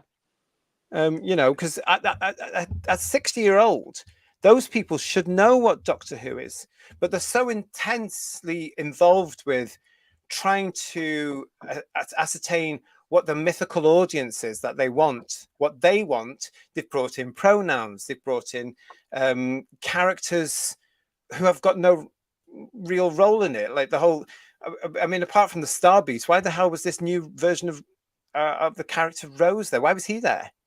Yeah. There was no reason for that, apart from the message at the end of Star Beast. And then when he's in the end of the 2 episodes there was no reason for him to be there at all. It was just a tick boxing exercise. Yeah, he was hardly there at all. So what's the point? If he's meant to be a significant character, why don't you use them properly or just not bother at all? It seems daft. Well, what's the point? I thought that's what RTD used to hate. He hates that kind of like you spoke about it before in an interview. Again, it just I don't know. It just doesn't make any sense because he's actually said he wants to create characters that are believable and actual characters and not just ticking boxes. He didn't like that when he used to do that with gay characters. So which is a right thing. If you're going to create a character, make them a fully formed character. Don't just base it off their identity. Yeah. But this is the other thing. I mean, sexuality is not an identity. It's not an identity. Sexuality is just sexuality. It's part of who you are. It's not an identity. And it shouldn't be in Doctor Who. Doctor Who is a science fiction show. It's not a soap opera. I keep saying this. I've been saying it for years. Nobody's listening to me. It's not a soap opera. If you want all that nonsense, go and watch EastEnders on Coronation Street or whatever soaps are around. If you want to watch science fiction about a time traveler fighting monsters, you come to Doctor Who. And that's why people are not watching it, because if they look at the show, they go, what is this? This is not the Doctor Who we want. So the British public turn it off. Yeah. And that's now proven. It's absolute nonsense. We don't want, as D. Luce is saying here, the BBC champions DEI at the expense of true storytelling. Absolutely 100%. We don't want this nonsense in our science fiction. We want monsters. It's not immersive anymore, is it? It's not immersive. You can't immerse yourself in the world. Like, again, I hate to bang on about it, but House of the Dragon, you watch that, you immerse yourself in it. Like, you completely, you're in the world with the characters. You're invested in it. You're not thinking about the modern world. When you start bringing modern life into a show, you take the audience out of that world. So Doctor Who needs to feel like its own world, and it doesn't. You just feel like you are in just everything like what you experience outside of your TV screen. So yeah, I think that's a massive problem. It's not escapism anymore, is it? Yeah, Doctor Who used to do that. You used to be able to watch Doctor Who, especially when we were kids. You would watch Doctor Who every Saturday evening at 5:15, 5:20, whatever it was going to be, and it took you out. It took you out of your everyday life. So if you had worries about school, for example, you didn't care for those 25 minutes because you were with the Doctor and Romana and K9 or whoever it was for those 25 minutes in their world. In the Whoniverse, which was actually conceived and thought up by Doctor Who fans, not Bad Wolf staff. It's been around for years, the Whoniverse. So why they trademarked it, I think that was a bloody cheek because they didn't come up with it. So anyway, that was the situation. But now you can watch it and they treat it like a soap opera and they preach to you what they want you to hear. That's not Doctor Who. That's not science fiction. And yet it seems to happen in all of them. We've heard what's going on with Star Wars. We've heard what's going on with Star Trek.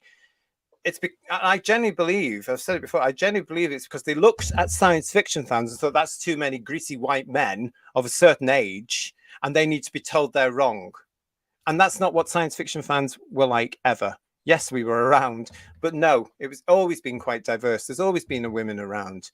And the women, of course, over the last few years have been very vocal when it comes to what's happening with science fiction. They say, well, we don't want this. This is not what representing us.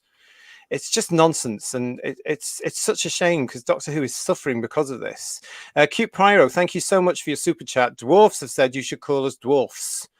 Well, they have, absolutely. And when it comes to so again, somebody being offended on the part of somebody else, how blooming nonsensical is that? And how sort of assumptive is that? If somebody's going to be offended over something, that's their right, but they'll tell you, and it's your right to ignore them if you want to. Look at the mess with the again, Disney coming up with a new version of the live action version of Snow White and the Seven Dwarfs.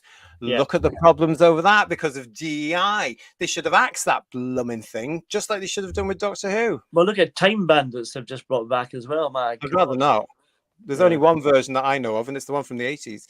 I stand by my belief, says Divine in Dragon, that effects are secondary to the story. A good story with positive association, bad story, then the effects don't matter, especially in Doctor Who, DD. Yeah. I mean, you could do a version now of something similar to, let me think. I'm going to mention it. Ghostlight. You could do something like that now with no CGI. Yeah. No effects really in it because it was all about the story. It was about the performances, the story, the direction, trapped in that space in this Gothic mansion, a Gothic house, not a mansion, a house. You could do something like that now. You don't need millions and millions of pounds to do that. I think didn't Moffat in a kind of in Unleashed for Boom, he was with RTD and he said you can't have Doctor Who, like just fighting somebody in a factory. Yes, you can. Yes, you bloody well can have. It doesn't have to be big set piece, but you're basically saying that the audience needs. The only way to keep an audience attention is spectacle rather than like a tight knit story with good characters that you end up caring about. The Green Death is a great episode of Doctor Who, and you're really moved by the story, and also, I mean, the ending where Pertwee, just kind of goes off into the sunset. That's beautiful. Give me some of that, please. Exactly, and that's the story element, isn't it? Too really, it's all about the story there. Yeah. Patrick Williams is with us. Hello, Patrick. I haven't watched 1 minute of the latest series. Well, lucky you, mate. I can tell you. I'm still watching Classic on iPlayer regularly. There you go. There's your views. I can't see me watching any new Who in the future. Well, stay with us because unfortunately I've committed to actually doing that for you.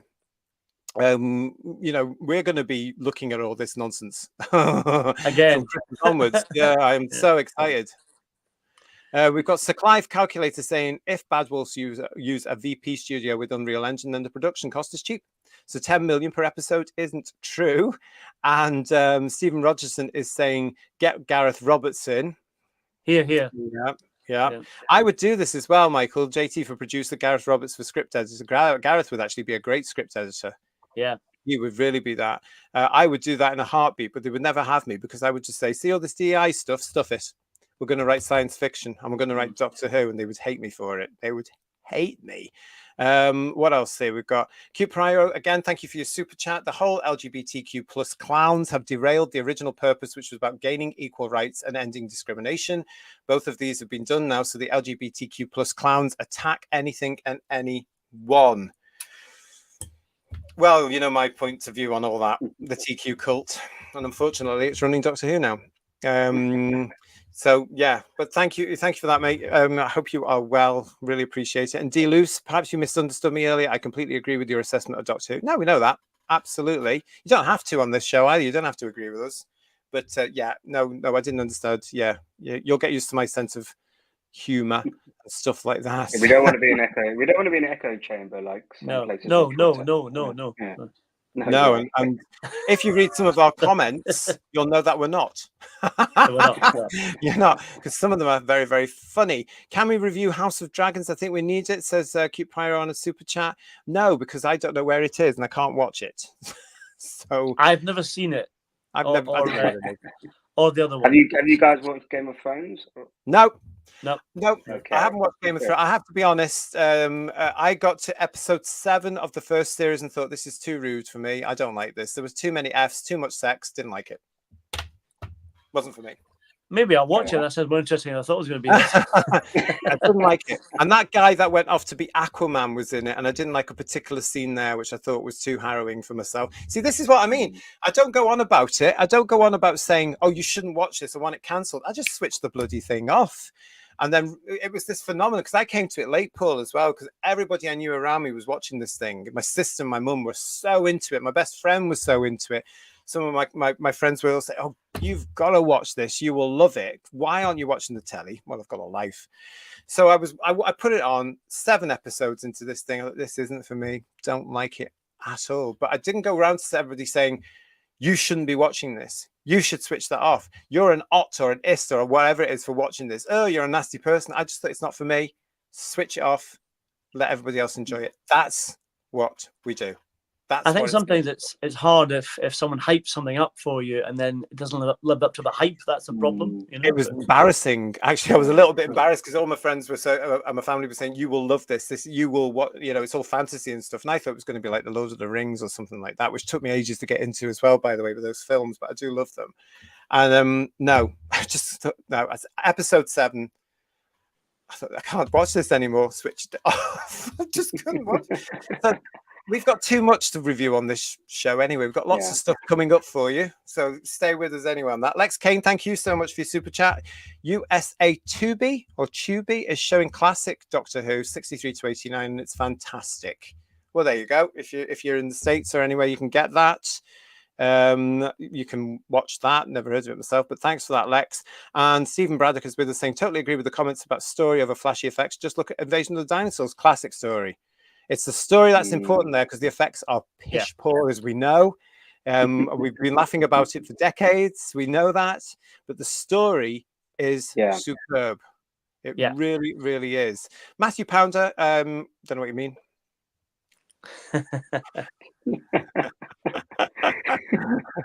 Well, I would say House of the Dragon is definitely nowhere near kind of in terms of nudity and kind of gore to the same extent it was in the early Game of Thrones episode, but there was obviously still some of that there. And if it's not I can get it. If it's not your kind of cup of tea, see why you wouldn't want to watch it. Switch it up. And that's the ability, but you don't condemn other people for not watching it like they do with everything. I mean, as I say, today on a certain fan page on social media, I questioned this whole thing and said, just axe it, just get rid of it. And got attacked by people saying, oh, get off this page. You are not a fan. Or boring. I'm more of a fan because I'm actually prepared to say, this is nonsense and this isn't Doctor Who. I agree, says Glenn Piper. It doesn't matter about effects so long as the stories are great. And Silver Wolf is saying to us here, that's what an off button is for. If you don't like it, switch it off. Life's too short for watching rubbish programming. Well, that's the way I was brought up as well. A lot of us were brought up that way. If you don't like it, switch off something else. But we're going to get sexy sea devils, aren't we? Again, in the land, the war between the land and the sea coming up. All alleged. All alleged. Let's see what they come up with at Comic-Con in San Diego. And Thor behind is saying the problem with RTD is that he writes scenes and not thought out coherent stories. When challenged, he comes up with waffle to fill plot holes. We're going back to the Deadline article. Tony Jordan from Dwaz actually sort of hints at that, doesn't he? Because he's saying, he more or less suggests that the two-parters that Davis insists on doing every blooming season are incoherent. That's my words, not Tony. But he's actually suggesting that, isn't it? And they certainly were this time. The first part of it was quite a build-up, and the second part, who remembers it? I can't remember anything in it. But that happened to all these finales, didn't it? The first episode was quite good, and then it got. I couldn't. Same with compete. Moffat, really. Yeah, Apart from the Empty Child one, which I thought was quite good. I think maybe Doomsday was it wasn't so much of a wasn't like a Deus Ex Machina kind of magic ending to that. I would say that one was probably the only one that kind of was handled was actually decent as a kind of ending to the finale. But the other ones, Faith Jesus and Donna can magically do loads of stuff, and then obviously in Parting of the Ways, Rose been able to absorb the time vortex, but doesn't die, but the Doctor regenerates after absorbing it for less time. So again, you can start going into it, you start to see the problems. And then there's the big one that he used this time round again, the reset button, that famous science fiction, he says, reset button, where you just do that. He did it. He's done it several times. Moffat even did it as well, where time goes back. The Superman effect. And myself, everybody dies, but they don't. Richard is saying to us here, hello, Richard Hussey. Blake 7 had cheap special effects, but good stories. Thus, it worked. The majority of the stories in Blake 7 were absolutely huge. Speaking of which, we are working on that. We are going to be looking at Blake 7 coming up in at some point when I've got people together. We can get them all together. I can't do that show without Jodie because she's a massive Blake 7 fan, but she's also very busy. And she's threatened me with physical violence if I do it without her. So, hiya. Nice to see you. So we got that. So Richard, everybody keep an eye out on that as well. At some point, we will be looking at Blake 7 here on Who's Views as well.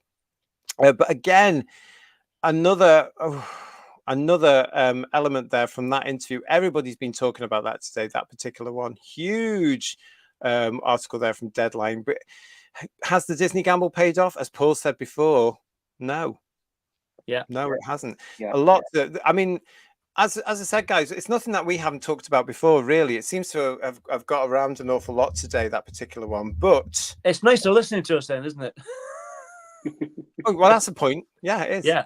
That's lovely. Thanks very much for tuning in, everybody there. But we're going to be coming back to that. I mean, obviously, as we get more and more through or further through this, we're going to know more, aren't we? Paul, you're saying quite rightly, they may say something. It depends if the business deal is done. But I think they will use that for...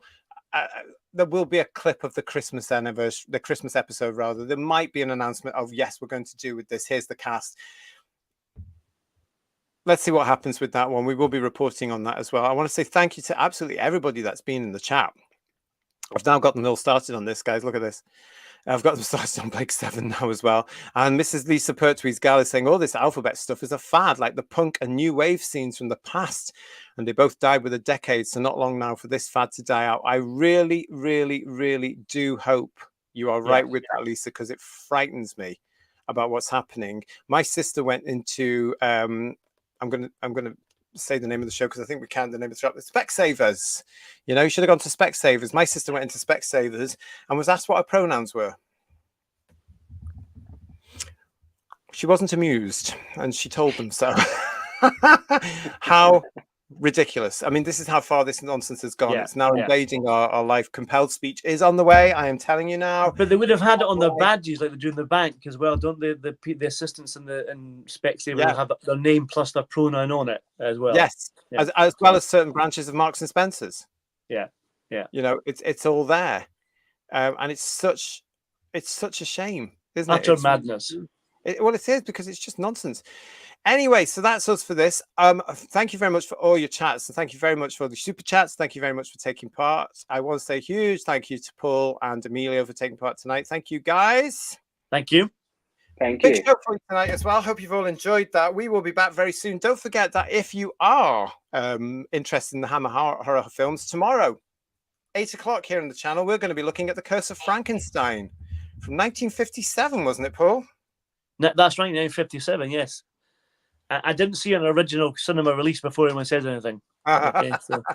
Well, I am really looking forward to that. That's the first in our new series looking at the Hammer House of Horror film starring Peter Cushing. That's tomorrow, live at 8 o'clock here on the channel. Come and join in the chat for that. I can't wait to talk about that one because I watched it for the first time yesterday. So I'm quite excited about it. So we'll be here with the Whotastic panel from that. Until next time, we're here on the show, because don't forget, as soon as they drop a headline, we're going to be here to talk about it on Who's Views. Until we see you again next time, probably very soon, knowing them. Have a great rest of the night. We'll hopefully see you tomorrow for Peter Cushing. Bye, everybody. Good night, everyone. Bye-bye.